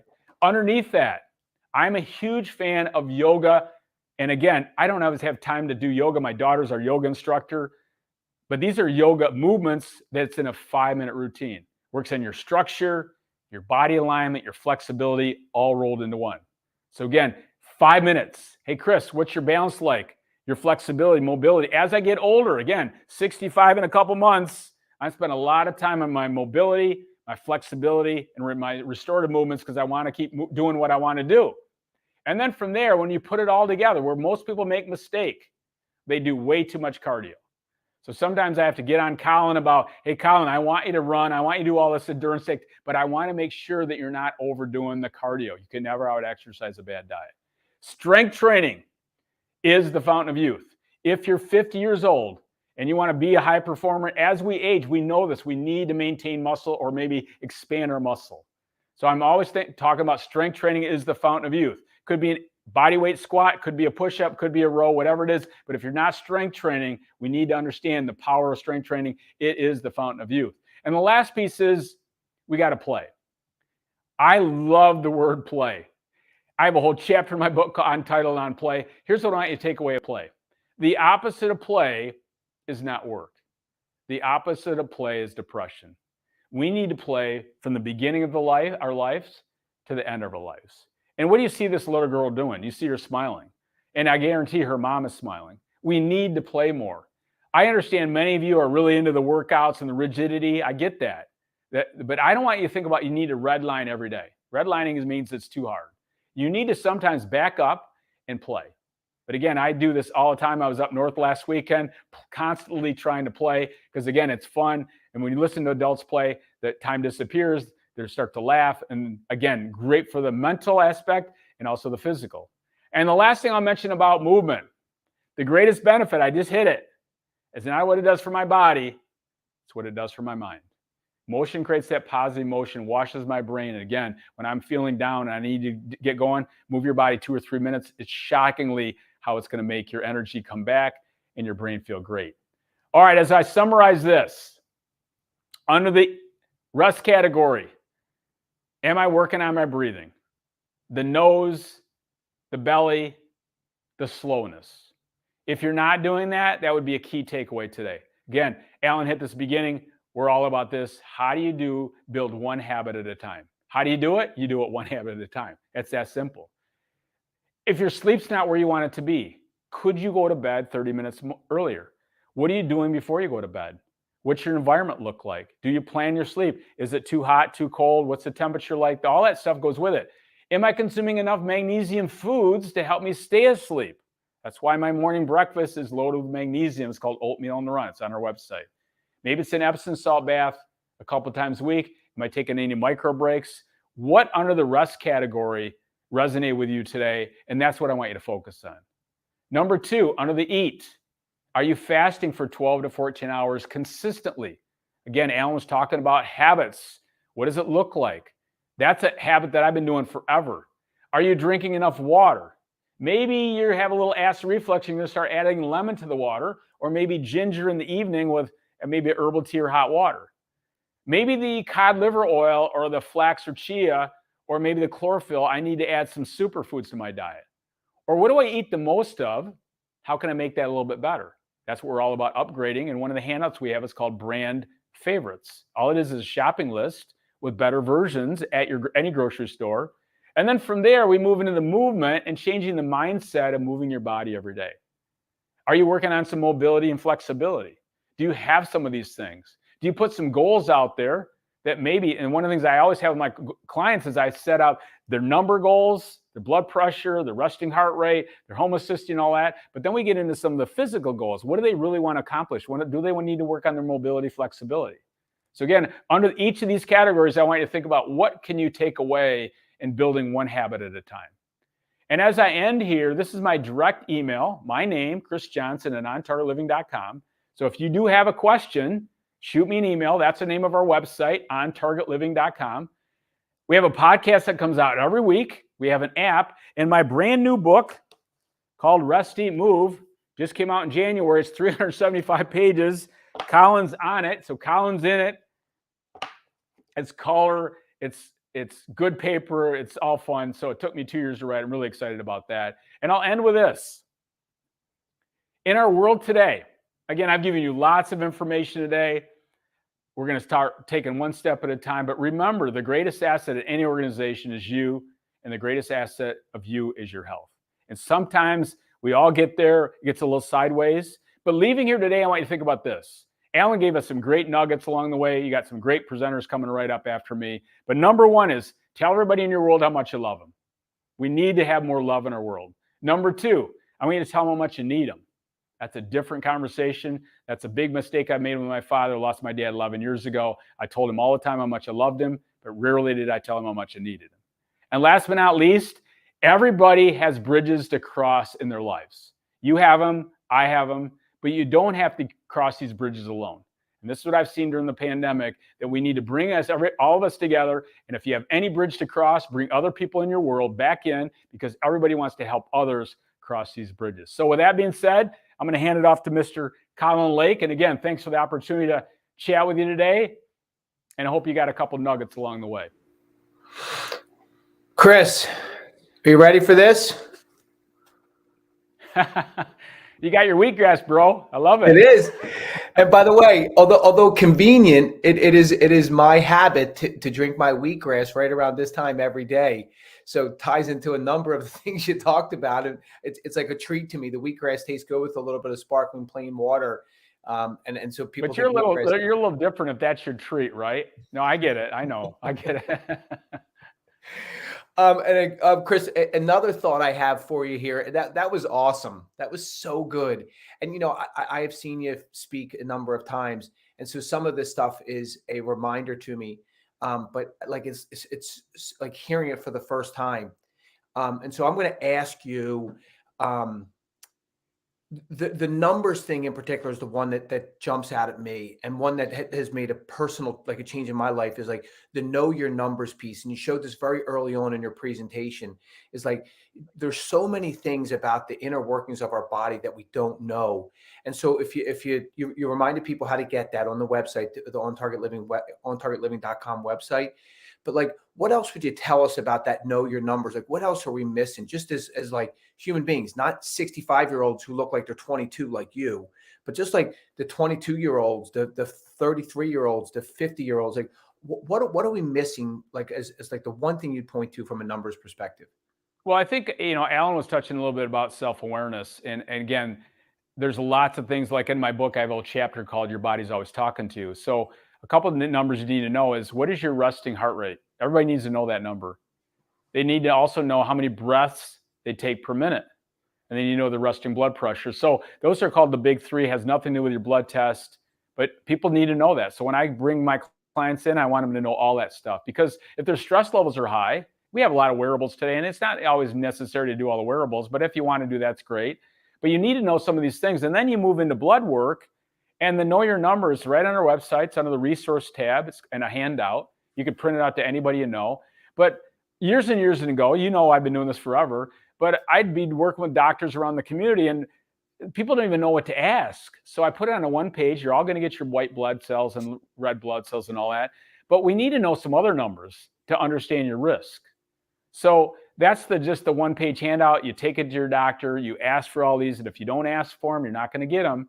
But then you start really be able to compare year to year how you're trending. I tell this story years ago. My testosterone level was at a nice high number. I get it tested. It dropped 200 points. I'm kind of sad about it. I'm telling my son, Matt, and he's going, Dad, you're not getting enough rest. You're working too much. And he was exactly right. I'm doing the wheatgrass and doing the strength training, but I wasn't getting enough rest. I was traveling too much. I started traveling less, started sleeping better. Again, my testosterone level comes back up. So that's really what the know your numbers does. It gives you that awareness, and then you can track that year to year and understand what your risk is. But that's right on the website. Yeah, that's great, Chris. And then one last thought before we bring Kim on. I went to the doctors 8 years ago, 9 years ago, with that sheet of paper. And I said, here's the test that I'd like to have run. And the doctor looked at me kind of sideways, like, why do you want those? You don't need those. You're healthy. You don't. And I said, because I was directed to have these things and I'd like to have them. So I almost had to push back a little bit. Why does that happen? Like, why don't they want us to know these things? It seems odd. Well, it's a couple of things. So in my book, I wrote a whole chapter about, the medical world and whatever. But in support of the medical world is this. If you have somebody that has a 12 to 15 minute visit, I used to work for a private practice physician. The guy was amazing, but he's got people coming in with broken sleep and cholesterol imbalances, and how compliant are they going to be? So again, in that visit, if you don't take more ownership in your health, you're not going to have a great outcome. And again, we now know the average 65-year-old is on 3 to 5 prescription medications. Again, people don't want to be that. So no matter what age you are, you need to start tracking some of this stuff. And a big part of that is having that conversation with your medical professional and saying, hey, listen, how do I know? If I don't know my testosterone, I don't know how I'm sleeping. It's that simple. If I don't know my homocysteine, I don't know how my body's oxidizing. So there's a lot of reasons, but there's not a tool in the toolbox for some of the stuff we're talking about. If your testosterone's out of balance, you're going to get stuff. If your homocysteine is out of balance, there's no medications for it, or high sensitive CRP. So a lot of the stuff's not in the toolbox. And again, people are not going to be always compliant. So there's a lot of reasons behind it, but now you take ownership. This is what I want. And again, away we go. And again, you don't have to cross these bridges alone. As you know, Colin, you got questions, reach out to me. And again, and I would probably say, hey, pick up my book and then let's get on the phone. So there's a lot of reasons out there that people need to take more ownership in their greatest asset, and that's their health. Yes. And then, Chris, maybe one more last thought, and then I'll say thank you to you. Um, you are one of the busiest guys I know. You're all over the speaking circuit, all over the world, traveling, telling this wonderful message about how to perform at your highest levels.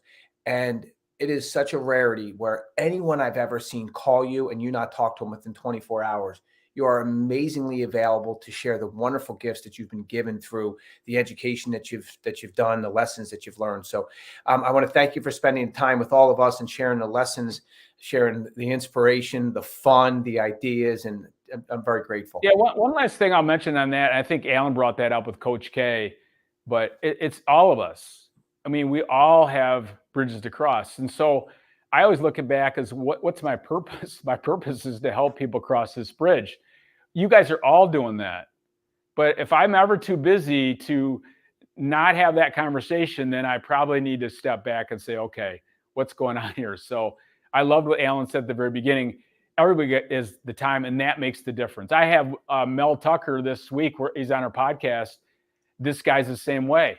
I reach out to him. He'll text me right back. That's not in this, but that's the game changer.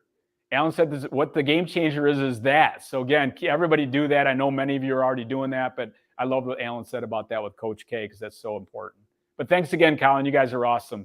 That's great. Thanks, CJ. If you want to look as good as he does at 65, hopefully you paid lots of attention and took lots of great notes. Talk soon, my friend. See you, buddy. Take care. All right. Thanks, Chris. Okay, so we are on to our last speaker before lunch, not last speaker before the end of the day, but our last speaker before lunch.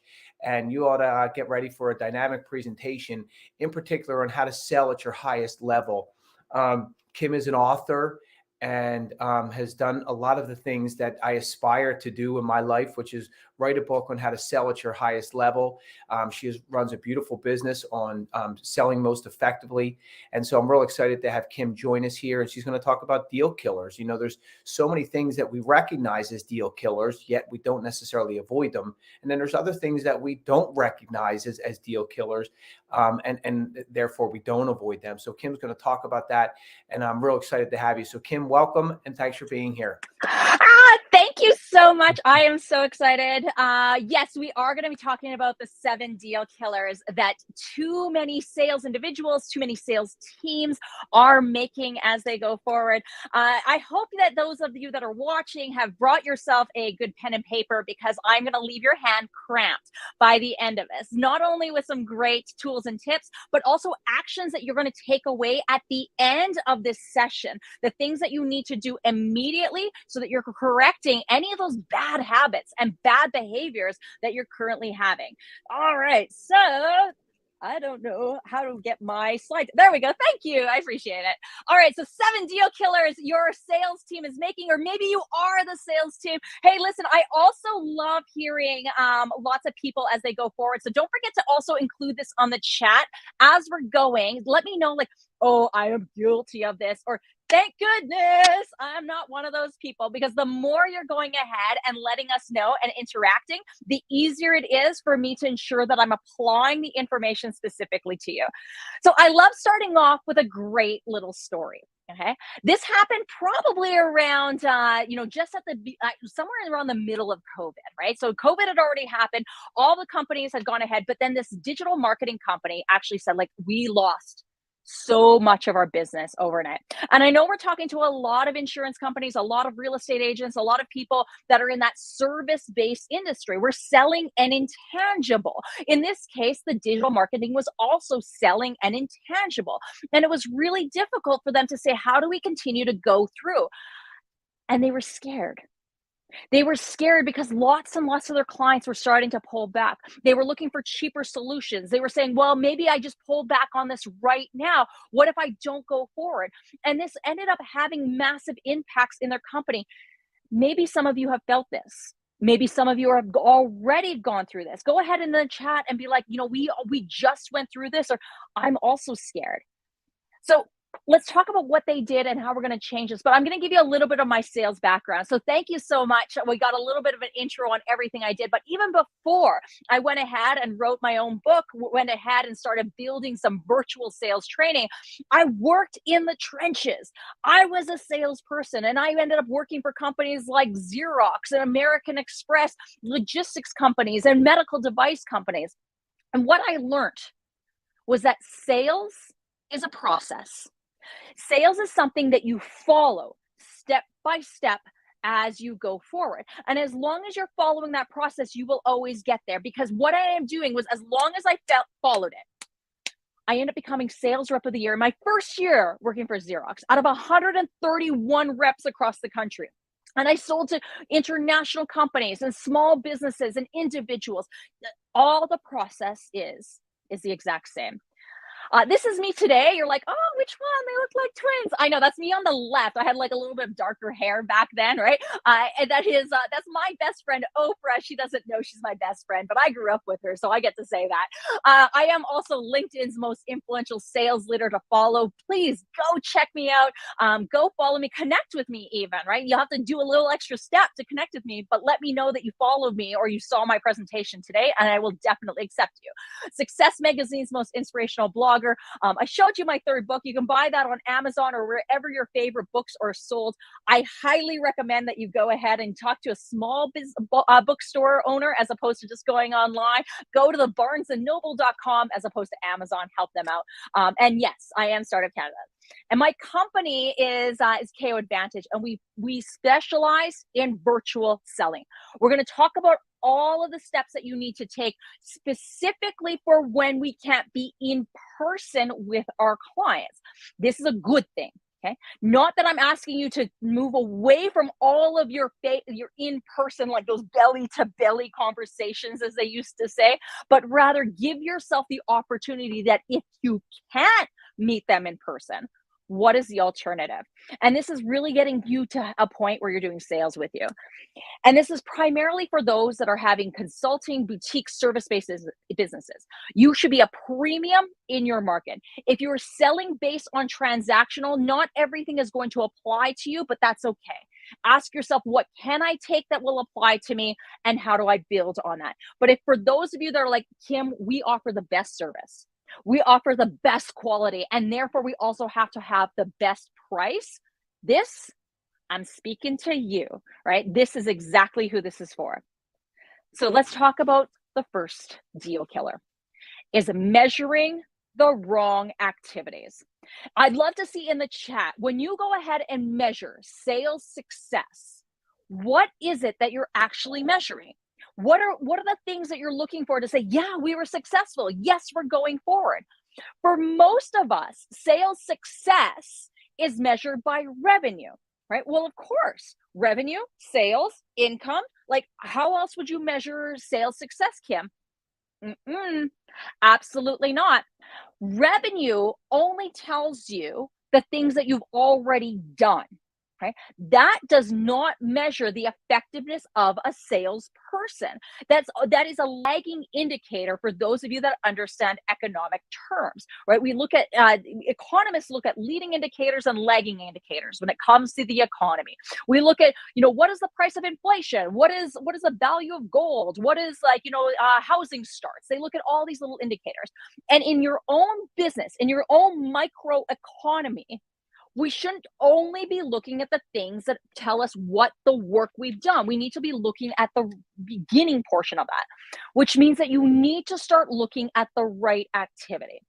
What is the thing that we need to actually be looking at? Because clients at the bottom of that funnel, revenue at the bottom of that funnel, leaves out all of the beginning steps at the very top. How many proposals, how many conversations, how many meetings, how many prospects were you talking about? Now, I don't want you to think about, well, Kim, we measure the number of prospects we talk about, because that's also the wrong indicator. The reason why prospects is the wrong indicator is because I don't want to know how many conversations you have, but how you're converting initial conversations into the one thing that matters, which is meetings. Revenue lags and meetings lead. The only thing that you need to start measuring is how many meetings, how many client conversations, how many calendar invites do you have in a calendar? And if you're leading a team, this needs to be a Monday morning metric for all of those sales meetings. You need to go around and look at every single member of your team and say, how many meetings do you have? How many meetings do you have? How many meetings do you have? Because this will tell you the work that has yet to come through the door and ultimately lead to success. The revenue that you closed today wasn't necessarily built because of the activities you did yesterday. It was probably the activities you were doing a month ago, 3 months ago, 6 months ago, a year ago. Today, we need to make sure that we're building our pipeline. We're building the activities so that we will see revenue in the future, a month, 3 months, 6 months from now. Measure meetings. Okay. So your take action for this is number one, calculate that sales funnel. Okay. Figure out how many meetings do you actually need. And one of the things I showed in that sales funnel was that there was the ratios.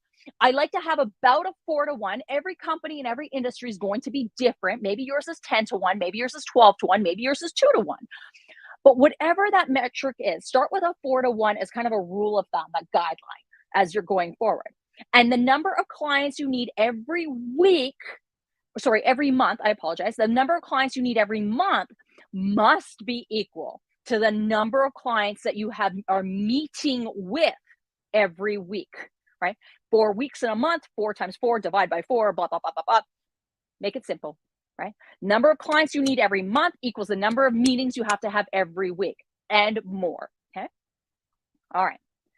Number 2, how many of you are guilty of this? Sending emails that receive no response. Oh no, she's personally offending me. It's talking about me. I know, right? You're sending these emails and you're like, I hope the world has allowed that email to receive a response. And yet it never happens. Right? Take a look at the number of emails that you're ultimately sending and ask yourself, if I sent, look at your sent box. How many emails have you sent? 10 emails, 20 emails in the last week? Maybe even more than that? What percentage of those actually received a response? And if you're not getting a response from that, if that response is less than 20, less than 10, less than 5, less than 1, does it tell you that you just need to send more emails, or do you need to get better at the emails that you're sending? And there's lots of information when it comes to emails and how we're going to be creating that. Because the number one thing that determines whether your email is going to get a response or not is how lengthy is the email. LinkedIn did a study in their state of sales study back last year, and they determined that the biggest responsive emails are 400 characters or less. 400 characters. For those of you that are active on Twitter, that is less than 2 tweets. They increased the tweet limit the character limit on Twitter to 280. Is your email less than 2 tweets long? If it is not less than 2 tweets long, if it is more than that, you're seeing this massive decline. Like, that is a significant decline. And look at this person, 1,400 characters. This is a mini blog post almost. And you would be surprised by how quickly we have this, right? Even if you divide this by about 4, I mean, that's less than 100 words. Are you sending emails that are less than 100 words? If you're not, you have to start getting more effective with this. One of the other things that will help you increase your email response rate is asking more questions.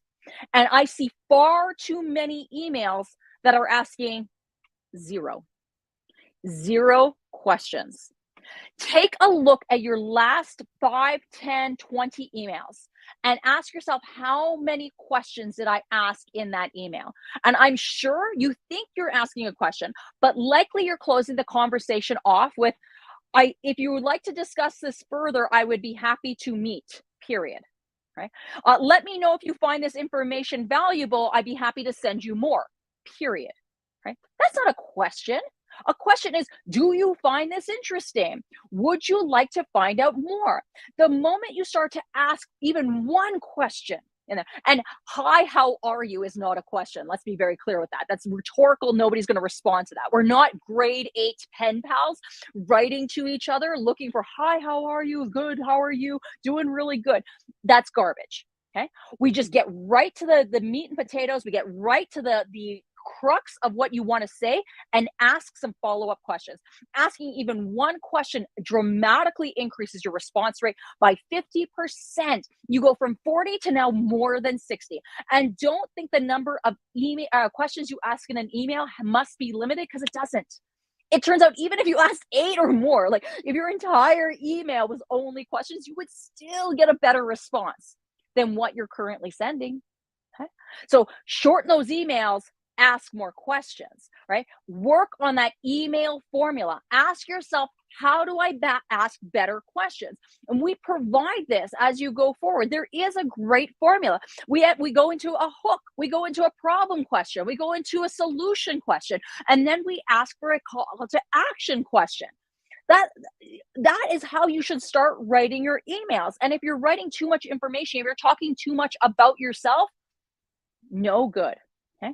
I'm going to give you an opportunity at the end of this presentation to connect with us and be able to really get your emails even better. But you need to start by using Google Docs, using Word, writing your email out and checking how many words is that. And if it's over 100, start eliminating. If you're not asking more than one question, start asking questions. All right, number 3, you're not using social to sell. So first of all, I know all of you are on social because you more than likely found out about this event through LinkedIn or through Twitter, right? That was the biggest area that most of us were promoting it and talking about it. Hey, come to this event, come to this event. You found out about it. So you're already on social media, but are you using it effectively? Because too many people, we see one of two things for the vast majority of people on social media. The first ones are those that are flogging goods. Bam, bam, bam, bam, bam, bam, bam. I got a service, I got a product, I got a solution you need, contact me. And what ends up happening? Wah, wah. They end up falling themselves all the way down to the bottom of the feed because the algorithms are saying, this isn't engaging content. Why should we continue to promote it? Why should we put it on top of feed for somebody if nobody's really interested in it anyway, right? So that's the first thing. The other thing is you're quiet. I don't want anyone to know about me. I don't want to share what I'm doing. And so we sit there quietly and you're like, oh, well, I'm going to like that one and I'll like that one. And that's good. You need to comment. You need to post polls. You need to be part of the conversation. Social media is not a fairground of wares. We're not talking about a flea market. We are talking about a water cooler, a conference trade show where we're having lots of conversation. How many conversations are you having? So what we end up seeing is just by being actively involved in social media, you can immediately outperform your peers by 23%, right? Just by engaging on social media. Go ahead and build yourself out some great conversations. Have these conversations. Because the thing about social media, unlike traditional cold outreaches, cold calls is one of the ones. Right? Cold calls relies on synchronicity. I rely on you if I am going to call you, I am relying on you to be sitting at your phone, fully available at the time that I call you and being able to pick up. There's too many things that are involved in that entire equation that leaves us up for failure. Whereas social media allows us to have asynchronous communication. I send you a message, I wait till you're available and you respond back. I send you a message, I wait till you're available and you send something back.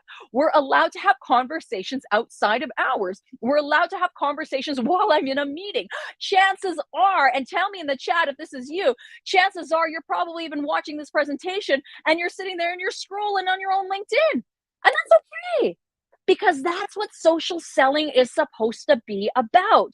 So what you want to do in order to build this bigger is that you need to write. You need to share and you need to interact. Now, LinkedIn, when they did this poll, they found vast majority of people are like, I'm definitely going to write more. I am definitely going to share more. And that's great. I am so glad with the intentions. But what I want you to take notice in here is the 34% that will interact. What we see from an algorithm and what we see from an interaction, and you can actually see this as your own proof, is that the interactions, the comments, and robust comments. I'm responding to you with a few sentences. I'm responding to you because I believe pineapple belongs on pizza, and these are the reasons why. Not just yes, it does. Right? I'm going to give you some insights, some opinions, some thoughts behind it. That is going to increase your view rate. I promise you, if you made a commitment today to comment on 3 posts, or even just write 1 more post, next week, when you look at the number of people that have viewed your profile, you comment on 3 per day, and you write 1 post. Write your post right now. Take a quick screenshot of what you're seeing. Go ahead, post this on LinkedIn and say, I'm at the leadership conference. Go ahead and tag us in there. We will share, we will interact with you. You are going to see an increase in the number of people that are viewing your profile. Profile views will translate into people connecting with you, will translate to people direct messaging you, will have an impact on your sales.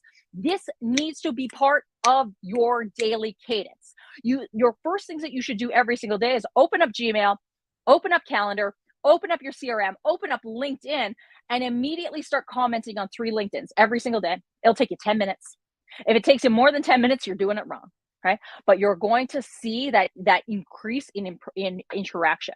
So your take action, okay? Use LinkedIn, right? Take a look at it, explore the features on it. And if you're not using all the different features, they have polls, they have images, they have slide shares. Create a PDF on canva.com and allow people to scroll through the information. Write an article or don't. Share an article that you found newsworthy or you found interesting. Put a comment on what it is. Comment on 3 updates every single day with robustness. Challenge yourself for 3 comments of at least 3 sentences per comment. It won't take a lot of time. It does have to be part of your daily habit. And then you can start connecting with more prospects immediately. They'll check you out, you check them out. Remember how I said social media is not meant to be a flea market of wares? Your profile is allowed to. That is where you give people a chance to interact with you on the main newsfeed. And then if they're interested in finding out more, they will go and check you out. So make sure you take a look at your profile as well. Do you have a brochure on there? Do you have links? Do you have ways of people to interact with you? Do you have a Calendly link? If you don't have those types of minimums, get that started. But start with the comments. Comments, comments, comments. Number 4. Oh, salespeople. Oh, they talk too much. Am I right? Am I right? Right? One of the things that we're seeing, I do a lot of presentations for a lot of big CEO groups. And almost unanimously, when I ask them, how much time should a salesperson be talking when they're meeting with you? Overwhelmingly, I want to see here in the chats. I want to hear in the comments what we're having as we're going through them. And I want to see if we can go ahead and get those answers, because overwhelmingly, what we end up seeing from clients with those CEOs, when they say how much time they want a salesperson chatting with them, you'll get the answer. You'll probably be way too high. Is it 50%, 70%? It comes actually closer to 20%. 20% on average is what they say. Right now, I'll give you a little bit of wiggle room here. Right? I'll give you 20, 30%, maybe as much as 50%, but definitely not more. Which means that if the person is spending so much time talking, they're not doing what they should be doing, asking questions. I do not give you a statement and expect you to respond back with a single statement. Too many of your clients will sit there and be like, yeah, okay, yeah, scroll. Oh yeah, this is really interesting. Sounds good. Okay, sounds good. They're not doing that, right? You need to engage with them. And if you want to gain information from your clients, you need to ask more questions. Questions. So how much time do the buyers want salespeople? It is 20%, 30%. If you are a sales leader watching this right now, I want you to challenge yourself. Listen to every one of your sales reps' calls. And at the end of that call, ask the sales rep, who did more of the talking? And if the sales rep says, oh, it was the client, awesome. If they immediately look sheepish and be like, it was me, the next question should be like, well, who should be doing majority of the talking? Okay. If you did the majority of the talking, who should have been doing the majority of the talking? The client. Okay, well, then what are you going to do to change that? You need to get yourself more engaged. So how many questions should you start asking? Gong.io did a study on this. And what thankfully, they have these little bots that sit there and listen to all the calls, and they go ahead and they analyze them. Now, one of the best things about Gong is that they can actually take all of this information and start to microanalyze it as entire industry or sweeping statistics. And what they found was that there was a direct correlation between the closing rate and the number of questions that were asked in a call. And what they found out was that in a sales meeting, in a sales call, and it doesn't have to be a long one, most of the sales meetings that we teach our students to have are 20 minutes long. On the red side, it actually says the high, which is 11 to 14 questions. This low side, which gives you a less than 40% chance of closing, is less than 6 questions. Okay? 6 questions. That's not enough. That's not enough to find out about the client. And asking, and the quality of the questions is just as important as the quantity of the questions.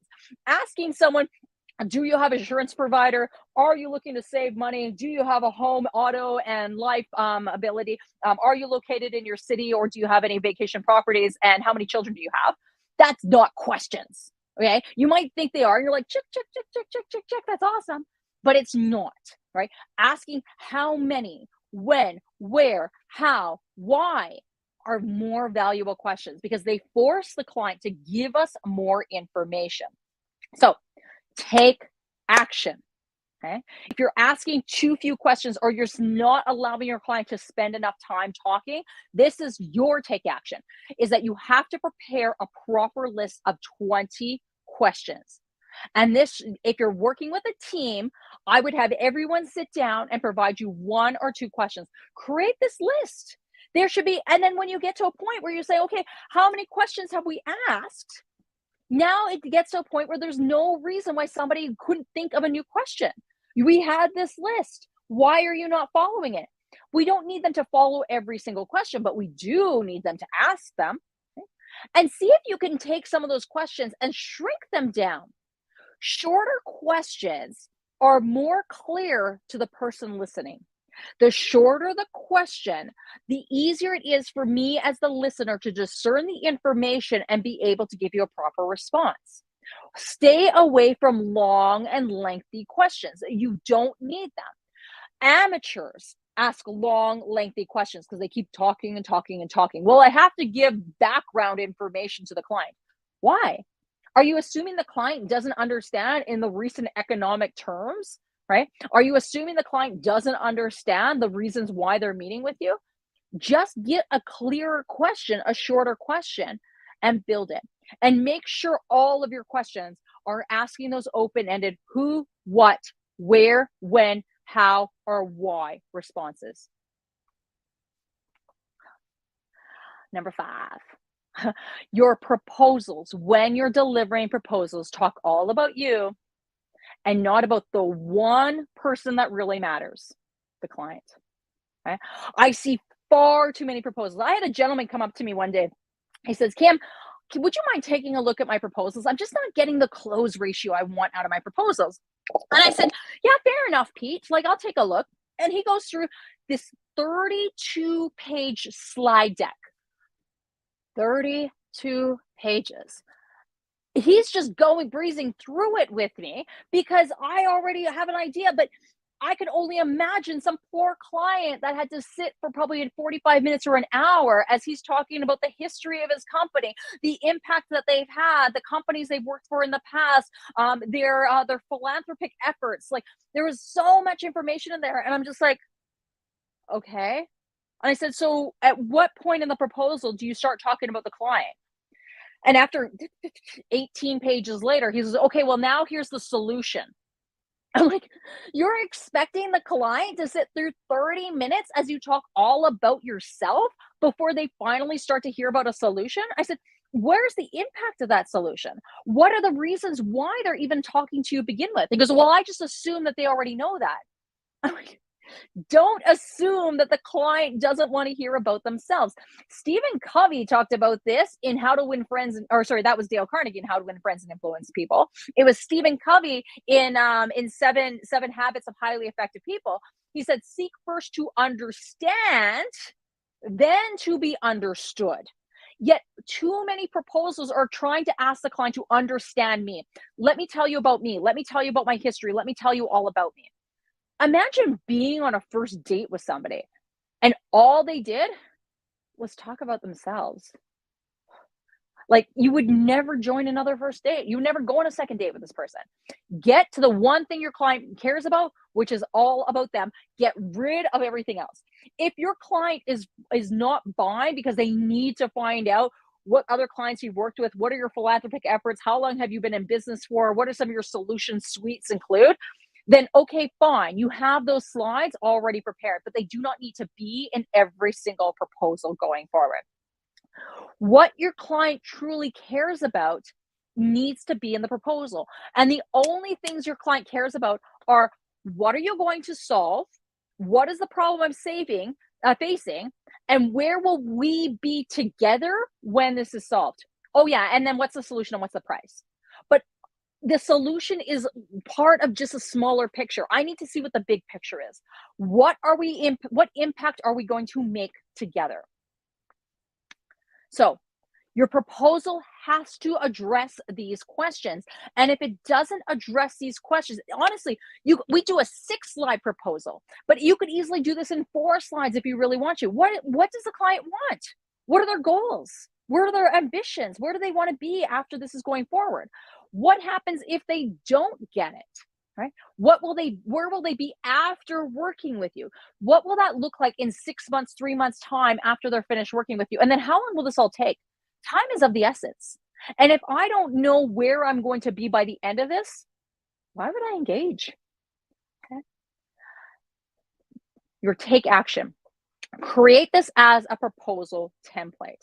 We built ours to be 6 slides, like I said. I go goals and aspirations, current state, ideal state, solution, timing, pricing. That is it. Those are the only 6 slides that you really need to build out a proper proposal. Whether you choose to use that as your template or something else, less is more. Talk on it. Present it with your client. Don't just send some information and hope it goes. All right, number 6. Oh, you need those referrals, but we haven't built it into our sales process, have we? Right? We talk about how much we want referrals, and there's a good reason for that. Salesforce.com did a study that actually said you have an 89% chance of closing business when it starts from a referral. We all believe in the value of referral because if it comes from a referral, it is more likely to close the deal. You get a 70% higher conversion when B2B companies start with a referral. And maybe you're a B2C company. I imagine that's even more. How many times, even from your own buying experiences, how many times have you chosen to buy or not buy because Google reviews have been either good or bad, right? Amazon reviews have been good or bad. Or you've had somebody who said, like, you should just see this person. You should see my dentist. You should see my mechanic. You should see my insurance broker. Right? Referrals are a transfer of trust. I trust you and I will trust anything that you recommend to me. So therefore, because we ourselves are more likely to buy when someone we trust gives us a referral, you need to build this into your sales process. Absolutely, hands down, non-negotiable. This has to be a conversation that must be had. How do you go ahead and engage people so they're able to go forward? And this is all about asking better questions. Who else do you know? Who do you golf with at the country club? Who else would you love to see get returns the same way you do? Who else? Who else? Who else? Would you mind introducing us via email? Asking for that call to action, but it must be done. And it must be done the moment a client buys, because that is when they were emotionally the highest. And people that are emotionally the highest are more receptive to new information and they're more willing to help. Whereas once they start working with you, they're happy and they're satisfied, but they're not as excited and as happy as the moment they signed that agreement. So immediately after getting the agreement, build it into the sales process. The first thing, if you're moving from a salesperson to maybe client success, you want to move it and then immediately have someone on client success ask, we're so excited to have work with you, right? Maybe they go through the onboarding and, hey, who else would be a great person that, someone on our team could contact? Would you mind putting us in touch via email? Ask, remind. There was a study by Texas Tech, and it said something along the lines of 70% of clients were willing to provide a referral after a positive experience, but only 30% do. We're not asking. Build it into your sales process. Do a blitz with your team. Ask them, this week, we're only going to ask for referrals. Go to every one of your clients and ask them, who can we put in touch with? Who can we put in touch with? And create a leaderboard, right? Check. I can guarantee you will 3 times your pipeline only by asking for referrals. Okay. And your last point, you understand all of this, but you don't take time to practice it. Right? Practice makes perfect, right? Fail to prepare and prepare to fail. Right? You would never see an elite athlete go ahead and be like, listen, coach, I know the game. I've been playing it for 10, 12 years, right? That's awesome. I don't need to show up to the practices. I only need to show up on game day. The coach would be like hell you are. You're showing up to practice. We're going through this. We're going to do this. You're going to try some new plays. You're going to work on the fundamentals. So if an elite athlete, someone who is getting paid to perform at the highest level, can not get away without practicing. Why? Why are you allowing your salespeople to try to perform at the highest level, but they don't need time to practice? I only want them to be in gameplay. I only want them to be meeting with clients, but I don't care what they do before they get there. Practice. We are in a new world of sales. And for those of us that aren't already experts on social selling, those of us that aren't already experts in 20-minute meetings, those of us that are writing proposals that are more than 6 slides long, we need to take time to practice, role play, and go forward. So your take action is spend time practicing. I gave you 6 tips even before this on things you need to practice. How many meetings are we doing? And what are we doing to get more meetings? How are we sending our emails? And are we practicing sending better emails? Are we practicing asking more questions and spending less time talking in our meetings? Are we practicing creating proposals and delivering them online in a way that is done in 20 minutes or less? There are so many things that we need to practice and try and fumble and do something different, but you need to provide your people with a safe environment to do it. Otherwise, they will revert back to old habits and they will ask you, the economy is just really bad. There's no one buying. Right? That's not the case. There's always money to be found. There are always clients out there. You need to be the coach that helps them to find the all of the experience and the practice that they need going forward. Okay. When you get all of this, you're going to be able to move clients in mysterious ways. We worked with a client just on asking better questions. We actually built in more emotional, intelligent questions, asking questions such as, how do you feel about this? How do you feel about the solution? As opposed to, what do you think about the solution? It seems simple, but there's a psychological component on how we interact with certain phrasing versus others. And when Cameron, in his case, as an engineer, started asking his clients, how do you feel about what we've discussed? He says it was like magic. He moved a client from a 5 to a 9 out of 10. Oh, Imagine that with one question. How many of your clients are sitting there just on the final threshold and we're trying to push them over the edge? Ask a better question. Okay.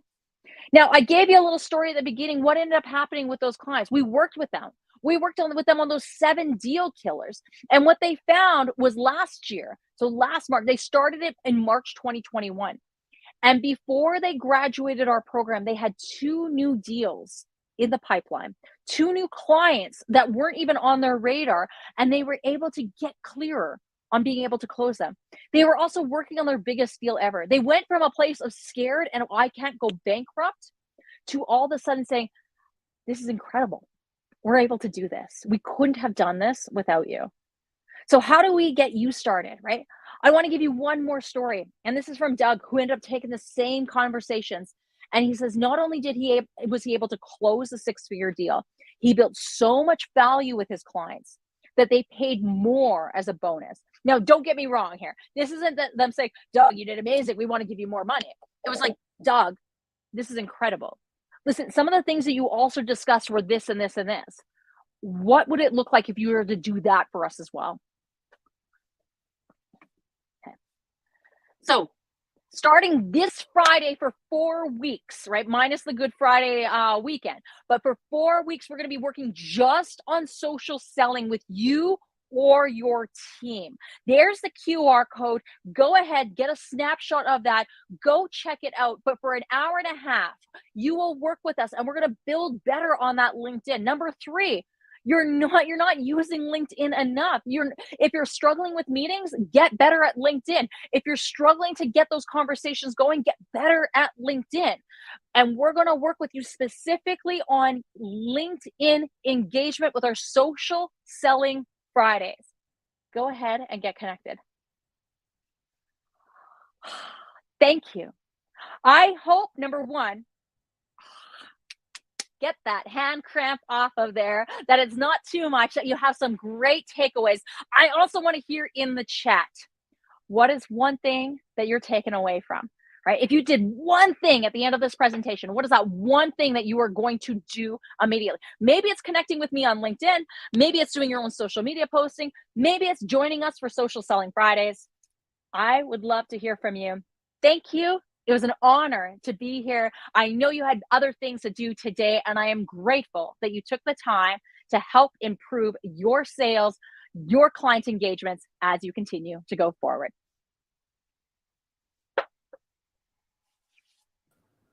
All right, Kim, that was absolutely great. I am Simon. I'm the one who's been sending you all emails. I just checked the private chat. Colin could make it. He has another meeting to attend. But that was an absolutely great session. I got to learn so many things. And next time, I won't feel bad if someone doesn't respond to my email. I'll take a note of that. Well, you got to get better at it, right? Hopefully you're going to Yeah, get better at it. You know, when emails, I mean, we talk about the body of the email, but one of the biggest things with emails is subject line. 30% of emails are opened on subject line and nothing else. You might write a really good email, just change the subject line, see what ends up getting response. Yeah, that's it. And I'll take one more tip from your session is go ahead and ask questions. That is so important, right? Sometimes I would just miss it, although I don't come from a sales background. But still, to get a more response rate from my emails, I'll make sure I ask more questions to my speakers or maybe from client that I'm working with. So those were absolutely great session, Kim. But I have a question that I need to ask you. Okay, maybe you can help me. You have been into the sales industry for so long, Kim, right? So what is the most challenging thing that you face in this industry? You know, I would say, you know, just kind of getting over the psychological slumps that we always have. Salespeople, I mean, it doesn't matter how good you are, right? My old sales manager used to tell me, Kim, you're only as good as your next deal. And from time to time, right? I mean, we would get into these moments where nothing was really working. Right? We're struggling. We're having a hard time with it. And as we kind of go forward, right? I mean, you have to remind yourself, just do what you can do. Small actions can lead to great success. And for those of you that maybe are in your own little sales slump, I always say, take away the idea of doing the sale and just look at how do you help people? How do you serve them? Contact all your clients and just say, well, what help do you need? right? Like, who can I connect you with?